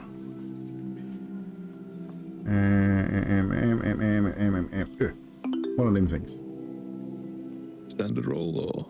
It's in the chat. Disadvantage or anything? Just a standard roll. Not very good. I don't have eyes. No, don't see any yellow marks. I'm not sure what you were trying to see with yellow marking. I can't remember what the yellow markings are for. Just the yellow marks. Follow the yellow marks to the Oh, source. right, of course. Nothing here. No, nothing of that nature here. I was thinking here, I remember the sewer one, but so as you're walking out, Raynar, again, before he leaves, says, so I believe that the Zentarum do not have Bloom. Members of the Xanathar Guild if the Kinku are anything to go by, I believe that they must have him. So maybe the sewer is your next call to call, and I really don't want to go there. So I will go to the portal and speak with Volu and make sure that you get paid at the very least. You sure you don't want to come with us? I'm quite sure, thank you. I'm sure as a nobleman you probably don't know the closest entry to the sewer, but just in case, before you head off, if you point us in the direction of... I'm quite sure you can find a sewer grate in any alley in this area. Fascinating. I mean, Best of luck to you. best of luck to you. Good folk. And as I said, I will ensure that Volo is true to his word, which is not an easy thing to do. Right you are. I bid you good day. And thank you once again. You have my gratitude. And I'm sure we can figure out a monetary arrangement later on. And he sort of spins on his heels, straightens his jacket, stands upright again, and walks confidently down the alley, heading northward towards the yawning portal. I think it's about this time. We've got about half hour to go. Do you guys want to carry on, or do we want to take a short 5-minute pee break?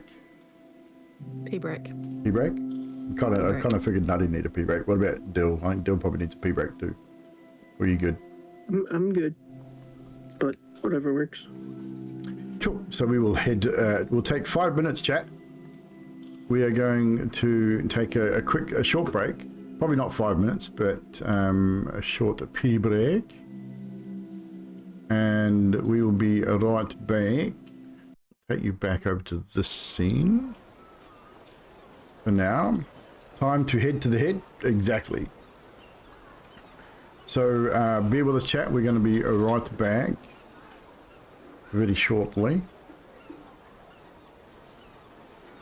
We'll go to the BRB. Verb.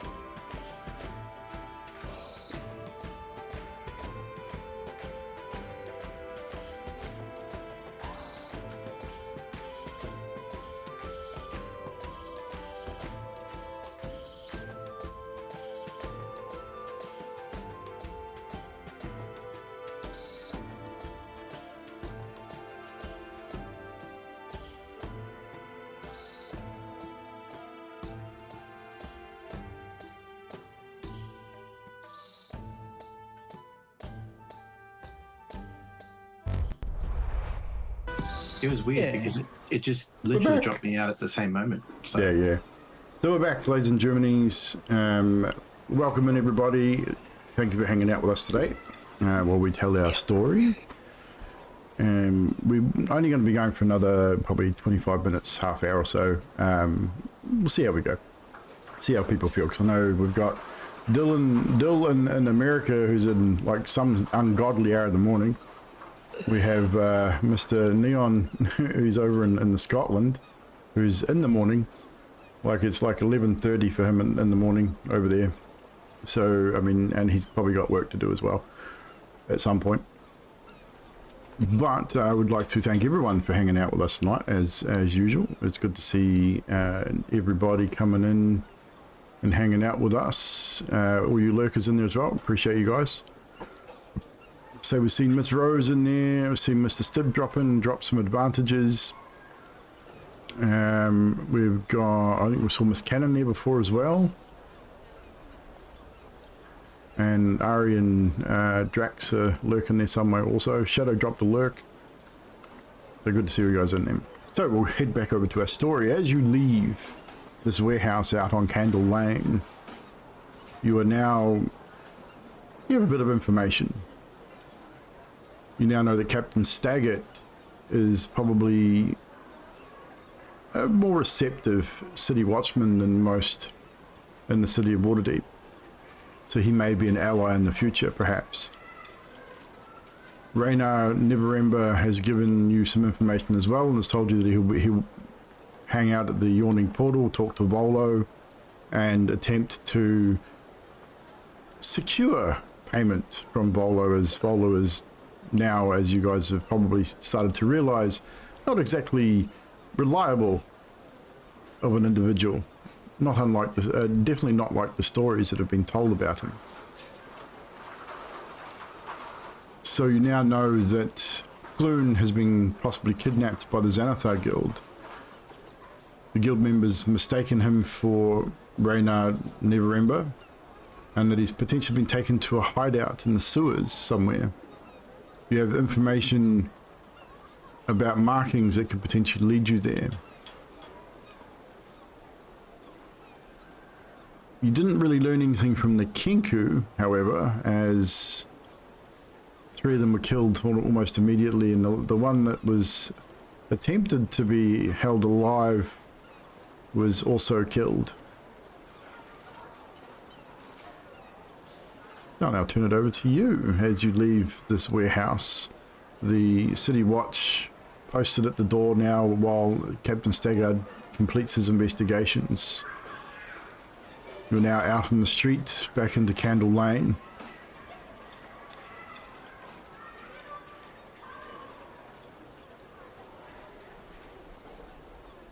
It's up to you what you do next. Yes, Dropwood is hopping around looking for a sewer grate. Yeah, so I guess we have to look for a sewer grate at this point. Yes, you would. So, I'm trying to think where'd my Candle Lane go? I did have What it here. time of day is it? It is probably early afternoon by now. And the lane is just northeast of the word dock. That's right, it's right there. Did we want to go into the sewers tonight, or should we go and find somewhere and have a meal and sit and plan for an evening? I think the longer we leave it to get down there, the further away they get, and he will no longer have a trail to follow. And the sooner we get our money. Yeah. That too. True. The sooner we Is there can get still out an of this arrow? wretched city. Is there still an arrow sticking out of Jane's gut, by the way? No, I yeah, would probably. say she would have broken it off and probably... I mean, it's up to Jane. Is the arrow still protruding, or have you dealt with the arrow? I would have dealt with the arrow. It probably is bleeding a little bit, but it's okay. Bleeding in the sewers. This is going to be fun. You're worried about bleeding when you've seen what's on me. In fact, I might just do a little bit of first aid on myself. Yeah, You can Droplet stem the comes over bleeding. to you. Yeah. Easily enough. Just looks at all the blood and goes, "You missed the spot," and then hops off looking for a sewer dragon. So, Jane, you are easily enough, I mean, without any kind of formal first aid, you can stem the bleeding. You obviously won't heal yourself any unless you do so with magical means or a potion or something of some Do I have a such. potion, actually? Do I have a potion? But you are able to at least stem the bleeding by bandaging the wound. Oh, do not have a potion. No problem. So, anyone else that took... I don't think anyone else took damage in that encounter, so it was just Jane. So, yeah, so, I mean, you're able to stop the bleeding somewhat. You're definitely still hurt. You did take a shot to the gut, and it'll be tender. So I said, it's about the equivalent to about 2:30 in the afternoon. Kinku Droplet is hopping around looking for a sewer grate, and as you exit Candle Lane out onto Book Street, you find said sewer grate quite easily. There's several of them, in fact, along Book Street. Is there a yellow one? No, there's not. Would we know that he's looking for... No, we wouldn't, would we? I mean, you can assume that that's what he's looking for. I mean, you wouldn't know he's looking for Those anything that haven't yellow. followed.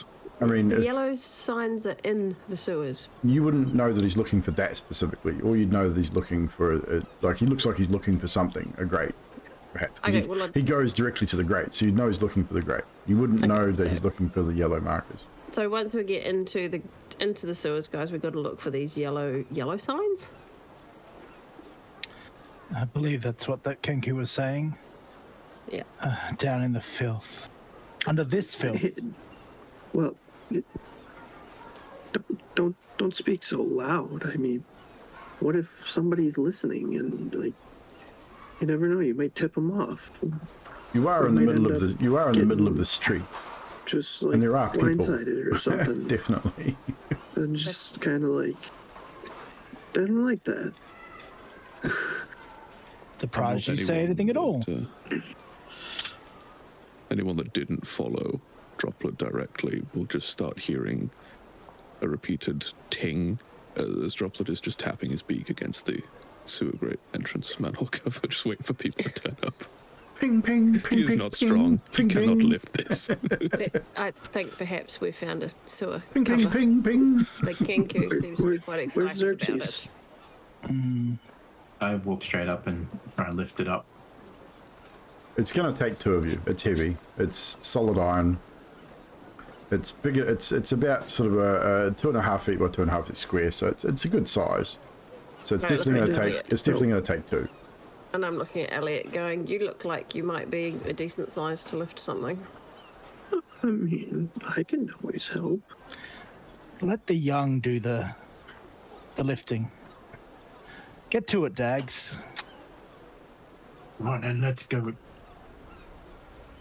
Yeah. At this moment, as you between Dax and Sticks, as Xerxes, you are attempting to lift the sewer grate from the street, and you hear. I mean, there's people all around. You hear a boy, a young boy. It's probably 12 or 13. Hey, Dad. What are they doing? I don't know, son. I mean, who knows why anyone does anyone in Waterdeep? Go grab the city watch and see if they'll sort it out. And the kid toddles off down the street. I look around and I go, drop the gold coin. I need it. I was about to say the same thing. I was about to say something more inventive, but we'll go with that.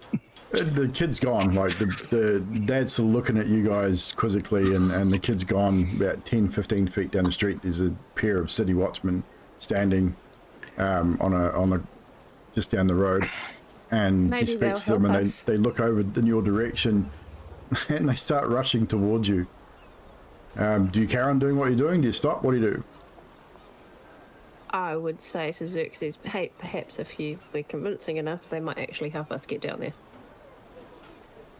I just make a fake attempt at strength and pretend I can't lift it up.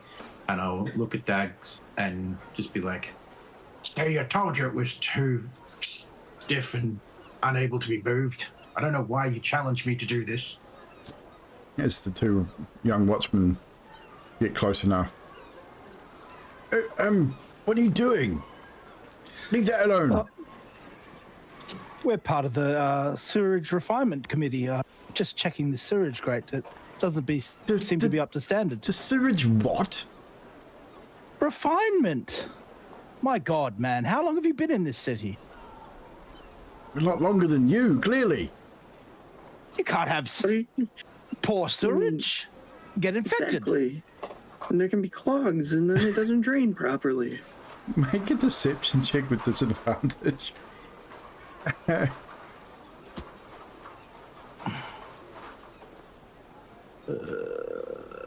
was alt. Natural one. You rolled it with advantage. We'll take the lower roll. We'll take the lower one. Yeah, it was a 1. Control, I believe, is disadvantage. Alt is I advantage. got it the wrong way around. So a natural 1, unfortunately, on that, as he looks at you and goes, "Step away from the grate, sir. And the rest of you, get back to the side of the street before you get yourselves run over."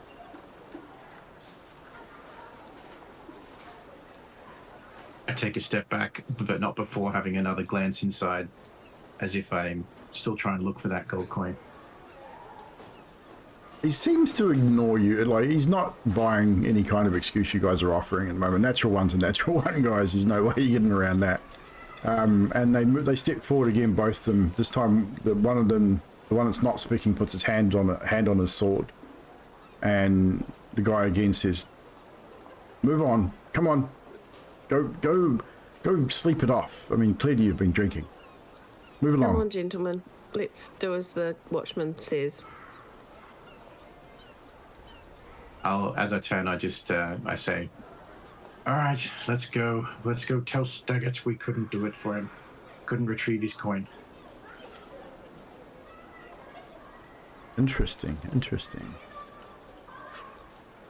Are they part of Staggett's outfit, or do they care? Let's make a quick roll.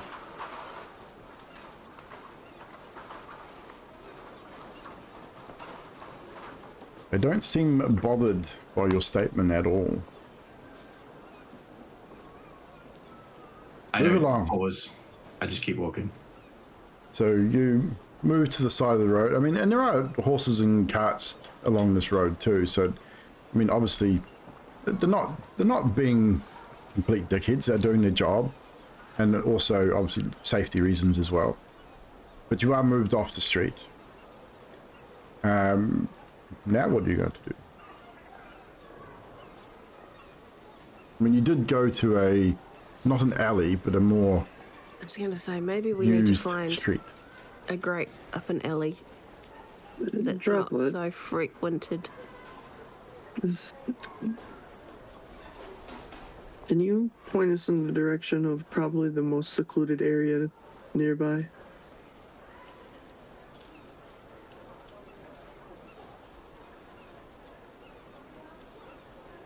Would you say Droplet has a good idea of where that would be? Yes, Droplet knows the dock ward fairly well, so he's Excellent. got an understanding of alleys and side streets, because Droplet's not one for just running down a main street doing his job. He spends a lot of time more secluded, and because of who he is too. Like, he's definitely not stupid. He does some dumb shit, but he's not stupid. Droplet takes a good couple of blinks at both Jane and Dags before he turns and begins rapidly hopping towards his favored quiet spot nearby. So where you're currently at, you are on Book Street. So Yes. going further southward down Book Street, you've got the Street of Curtains, and then further south than that there is an alley called Troll Crook Alley. which Yes. is well known Could to we Droplet. squeeze through those buildings, or no? Yes, you could. Yeah, you could definitely squeeze through the buildings. You can go south. You go pretty much south down to here, and there'd be a slight gap between the buildings about there, and And where that a indent smaller is. alley. A smaller alley that Droplet knows. You'd be able to squeeze through between the houses, which brings you on to this long, narrow alley, Trollcock Alley. It's the buildings here are mainly sort of not warehouse types, but storage buildings and things like that, more so than residential. So less traffic. It's a few people in the alley. Like you get a few drunkards and beggars and that hanging around the alleys, but you eventually find another grate that's in a hidden area. It's a little bit darker. The sun doesn't quite sort of push through this alley as the buildings are quite tall, and the canopies that sort of poke out the sides block a lot of light, so it's quite dark. Light enough to see, but dim enough that you could probably hide some shady activity, as Droplet is well known to do occasionally. Very good. So you find your Once we get there, grate easily enough. I would like to make a perception check for little do-gooder kids looking to ruin someone's day. Roll perception. Looking for do-gooder kitties.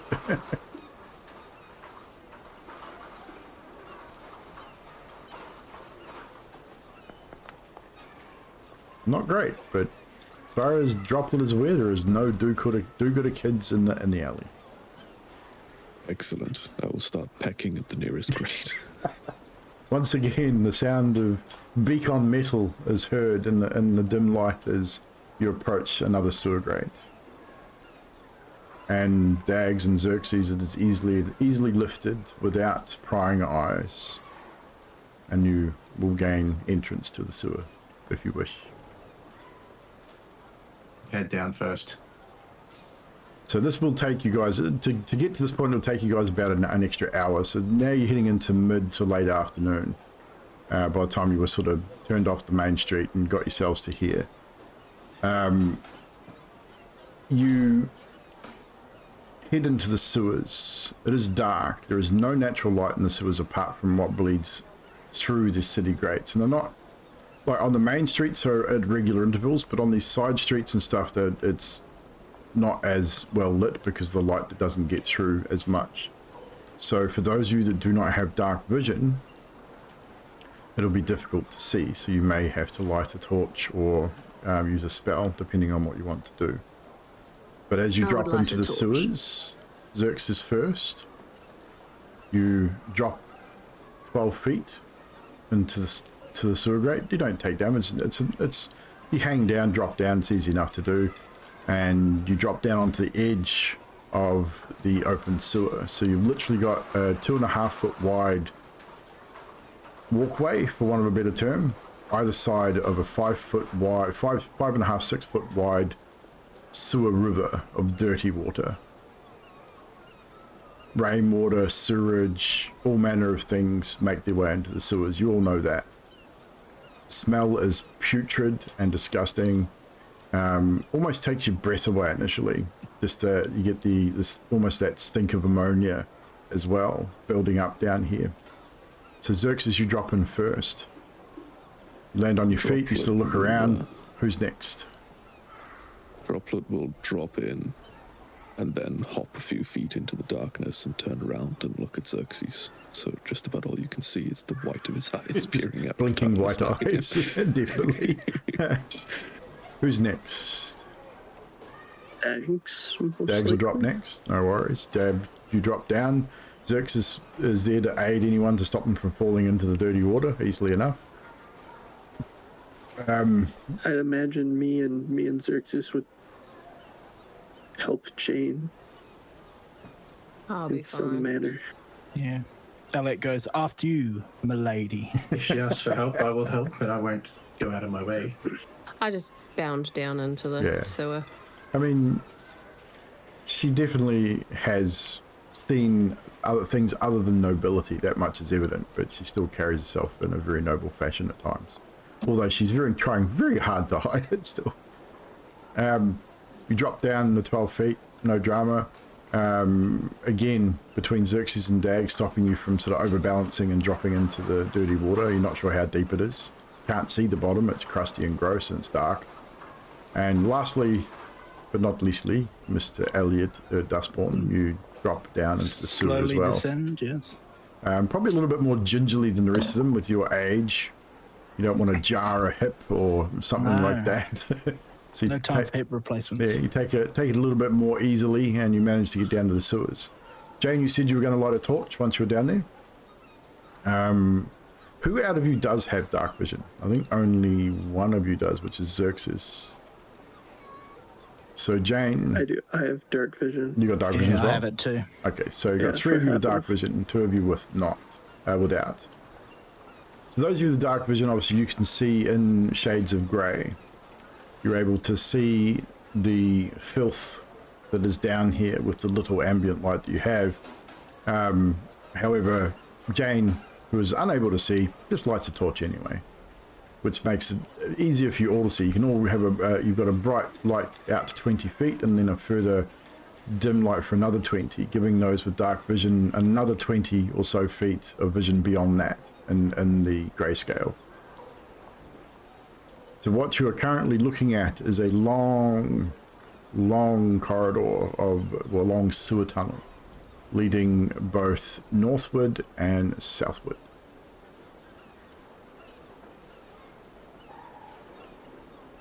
It is up to you which way you decide to go. See any yellow? Is that what Droplet says? Or is Droplet looking? Just look for yellow again. Roll a perception check to Droplet.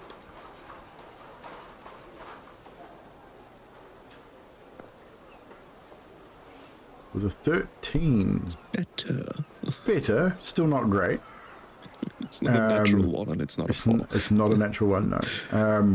13's not too bad. As you sort of look around, it takes you a little while, and you spot just on the edge of the torchlight as you sort of hop forward a few feet, on the opposite side of where you're currently standing, possibly a marking of some kind in a yellow color. From this distance, it's kind of difficult to tell. You're going to need to be able to have to get across the other side of the sewer in order to find out.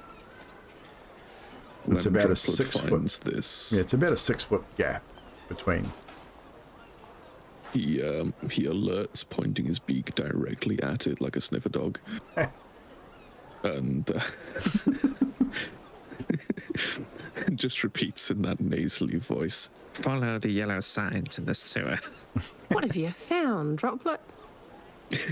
He's sort of, his beak's like, he's put his head forward and his beak's pointing across the way. And he's just sort of And standing looks. still looking. So as you guys peer, Absolutely rigid. yeah, as you guys peer over, sort of hold the torch open, peer over, you do see what appears to be some form of marking on the other side of the sewer, although you can't like fully make it out at this point from where you are. Are your tail feathers pointing straight back to? Right. How far is it to this where he's pointing? I said it's a 6 foot gap. 6 foot gap? Oh, is it like a... It's a 6 foot gap. I'd imagine How I would. deep I would. is You it? don't know how hop deep it is. across. You cannot see.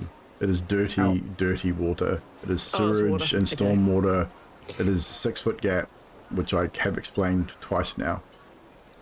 You got a two. You're all standing on a 2.5 foot wide walkway, which it has on both sides. There's a 6 foot gap of dirty sewage water between you and this marking. Can we see any bridges closest that would bridge This that is a gap? sewer. There's no bridges in a sewer. Oh, there might be a... No. I This is think not a Dags modern would sewer. probably- This is definitely not modern sewer, Jane. This is a Waterdeep sewer. There's no bridges. There's plenty of debris and stuff. I mean, you probably got a bit of there's debris in that lying around, but there's no bridges. I think Dags would probably attempt to hop across. Yeah, as would I. So a 6 foot gap. Now D&D's rules on jumping are really stupid, and I don't use them. So I've never used them. It'll always be a dexterity roll to jump a gap larger than sort of 3 or 4 feet. 6 feet The average person would probably be able to jump, running jump a 6-foot gap. Standing jump might be a little bit more difficult. So the DC is low, but I will need everyone that's trying to clear that gap to make a dexterity check, please. Just a dexterity roll. So it's not a save, it's just a straight dex roll.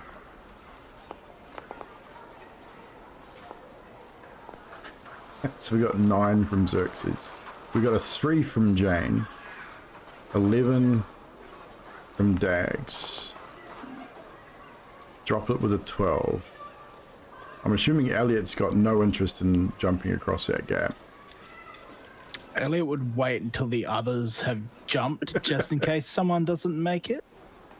Which, unfortunately, I'd say Xerxes and Jane, Jane specifically, but we'll sort of get through the other two. So Droplet and Dags, you clear the gap with relative ease. I'd imagine Droplet tries to flap his wings and fly just out of sheer habit, or it just happens, but doesn't actually do anything for him at all. It looks comically funny, him jumping and flapping his wings, trying to get almost like he's trying to get flight, but it doesn't actually happen. Dags deftly takes sort of half a step and one leg jumps across and gets across quite easily. Xerxes, as you sort of take that step and go over, you get to the edge, but your foot slips as you hit the edge, and you end, like, you know how you try to jump across the corner of a swimming pool and you just miss the edge, but you catch the edge with your hands. So you're kind of waist deep, sort of hanging off the edge. You pull yourself up and your legs are covered in dirty sewer water. You do not smell very pretty right now. I mean, this whole place stinks, but you're now got your legs are covered in filth. Dirty sewer water. Jane, however, with a 3, you don't even make it that far, and you go sploosh right in the center as you go to step, jump, follow Dag's lead, and just miscalculate the distance. This sewage water, it's not deep, but it's about five or so feet deep. So it's deep enough that you, how tall is Jane? 5'8"-ish? Or is she shorter than that? No, she is, how tall is 170 centimeters, so about 5'8". 5'8". So yeah, so you don't fully submerge. No. 5'5"? 5'5". You still don't fully submerge. Like you, okay, sweet. You hit the bottom before your face, and it ends up. So you sort of just below shoulder height in the water. You drop right down, and then you sort of push yourself across quickly. And I would imagine that Xerxes and Dags aid you in getting out, as you are now completely soaked. And lucky it's springtime, it's not cold. Although down here it's a lot cooler being underground. But you are now covered in dirty sewage water as well. So I turn around and look at Jane, and I'm just like, I see you're taking Captain Staggett's word. You now definitely look the part of someone who's not nobility. Elliot, seeing Xerxes misstep, and then Jane completely misstepping, you end up, you have a decision to make, I guess. Everybody all right over there? I see it wasn't as successful for some of you as it was for others. How's the torch? Oh, the torch is doused, 100%. Oh, is it? Yeah. You didn't say you got rid of it. Damn it. The torch. I'll light another one. The torch is completely doused and no longer usable. Before you light another torch, just carry my lantern. And I just pull out my hooded lantern. That way. How do you have a hooded lantern? Shut the light off. It comes with thieves. I believe a thieves kit. Are you sure? Hooded lantern and oil flask too. Oh, burglar's kit. Burglar's kit. Okay, fair enough. Makes sense. And that way you can. It doesn't really. It gives you cut the light. The same amount of light, but You directional. run into anyone. Yeah. Right, and that's kind of what I'm hoping for. Yeah. Is she So it can doesn't. cut the light. Yeah. Why is that still doing that? It's so loud. I think I know what it is. Oh God, that was loud, but thank you. Thank you for the sub. Give me a second, guys. I think I know exactly what it is, and I need to fix it. No worries. Before we go any further. Where is it? Oh, maybe it's not that. I don't know why that's doing that, because I don't have those alerts running anymore. Anywho, no, you're good. I thought I had all that stuff turned off, like it really shouldn't be running. Anywho, we'll deal with it. It's all good. I popped my hooded lantern in the I will chat. fix it for next time. But yeah, the hooded lantern lights, it's directional, so you do not have that same 360-degree field of view with the torch. It's one-way directional. With the lantern, sorry. So Elliot. Right, you are, and he'll try and jump the gap because he doesn't have any other recourse. Dexterity check. Dexterity check. Whoo! The old man is deft as he readies himself, steadies him, looks himself across the way, and then sort of takes half a step back, leaps forward. What the rest of you see that Elliot probably does not in this darkness as he sort of leaps across is a slight darkened aura engulfs him as he takes flight, almost. Elliot, you don't just jump across, you almost float across, as you yourself would feel the darkness within you sort of rise a little as you take your leap forward. Seems your words invigorated me, Xerxes. We should move on. It's almost like a little wisp of black smoke sort of trailed him as he jumped across. I just say quietly to Elliot, so that the others don't hear. You don't always have to show off. Right, you are. I would like it to be noted that Droplet has wandered over to you now, Elliot, and is looking at you, looking at himself, and like shaking a wing a little bit, like, what? Oh, lovely. I love it. I love it. And with that, you're across the other side, and as you walk with the hooded lantern towards the marking, is indeed a painted mark with an arrow pointing north in yellow. Very, very slight. It's not like a big yellow arrow. It's painted in a way that it almost blends into the brickwork in somewhat. So it's not hugely visible to someone who wasn't really looking for it. The fact you guys were coming here looking for these markings was the only reason you were able to find it. So you now know that you need to head northward along this sewer tunnel. And that is where we're going to call tonight's session, ladies and germs. As we are just after 11 o'clock. And because we have people hidden from all over the world, and normally Nutty would have to get up stupid early for work tomorrow. And Dill's already up stupid early anyway. So our sessions are a little shorter than usual. But as I said, we'll be back again in 2 weeks. Hopefully in 2 weeks' time I'll sort out why my alerts are still firing even though the sources are not on my scene right now. But I'm just going to go ahead and remove, I think I'm just going to remove all of the browser sources for the Twitch stuff. Because considering we're doing all our gaming over on Kick at the moment, so we'll keep that, we'll sort that out for next time so we don't have all those sounds going off. But I do appreciate the sub, Blam. You're awesome, dude. Appreciate it. And the follow as well. The follow from Demon Kidder 29. I wonder if that's not Kid. Is that Nikita? Is it? It is. Hi, Nikita. So yeah, so thank you so much, guys, for hanging out this night. I appreciate it. Why is it doing that? I don't have that sound on my gifted. That's so cool. The fuck? There's some shit happening that's not supposed to be happening. But that was cool. Thank you so much, Blame, for the gifted sub. That I don't know where those sounds are coming from. I really don't. That was awesome.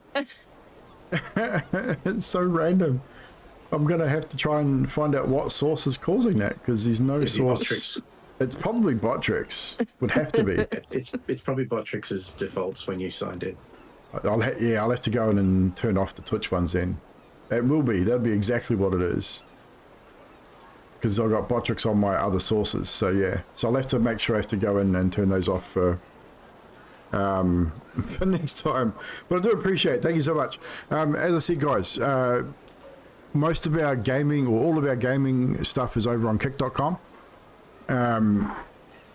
So we are currently doing all of my main content over on Kick. Although I do have to change that. It's not as of next week, it's already there. So as of this week, map making Mondays, I'm shutting down on Twitch. I'm going to do those off stream because I can get them done a whole lot faster, ready for Dungeon the Mad Mage. I will probably do some occasionally on stream depending on the map, but essentially the only content we're going to have here on Twitch at this stage is going to be our D&D, which is every second Friday.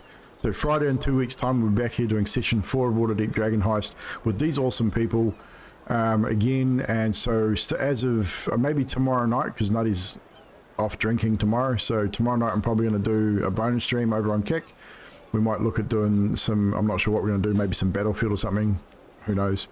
Grim and I did some Vampire Masquerade Blood Hunt this morning. We'll definitely be looking at doing that again. I think next Friday, Grim and I in the morning stream probably going to do some Fortnite. So if anyone wants to come out and join us doing some Fortnite, we're going to look at doing that Friday morning on Kick. So if you haven't got a Kick account, please go over there and make one and join us over there. I know a lot of people have their they're a little bit dubious about what's happening in Kick.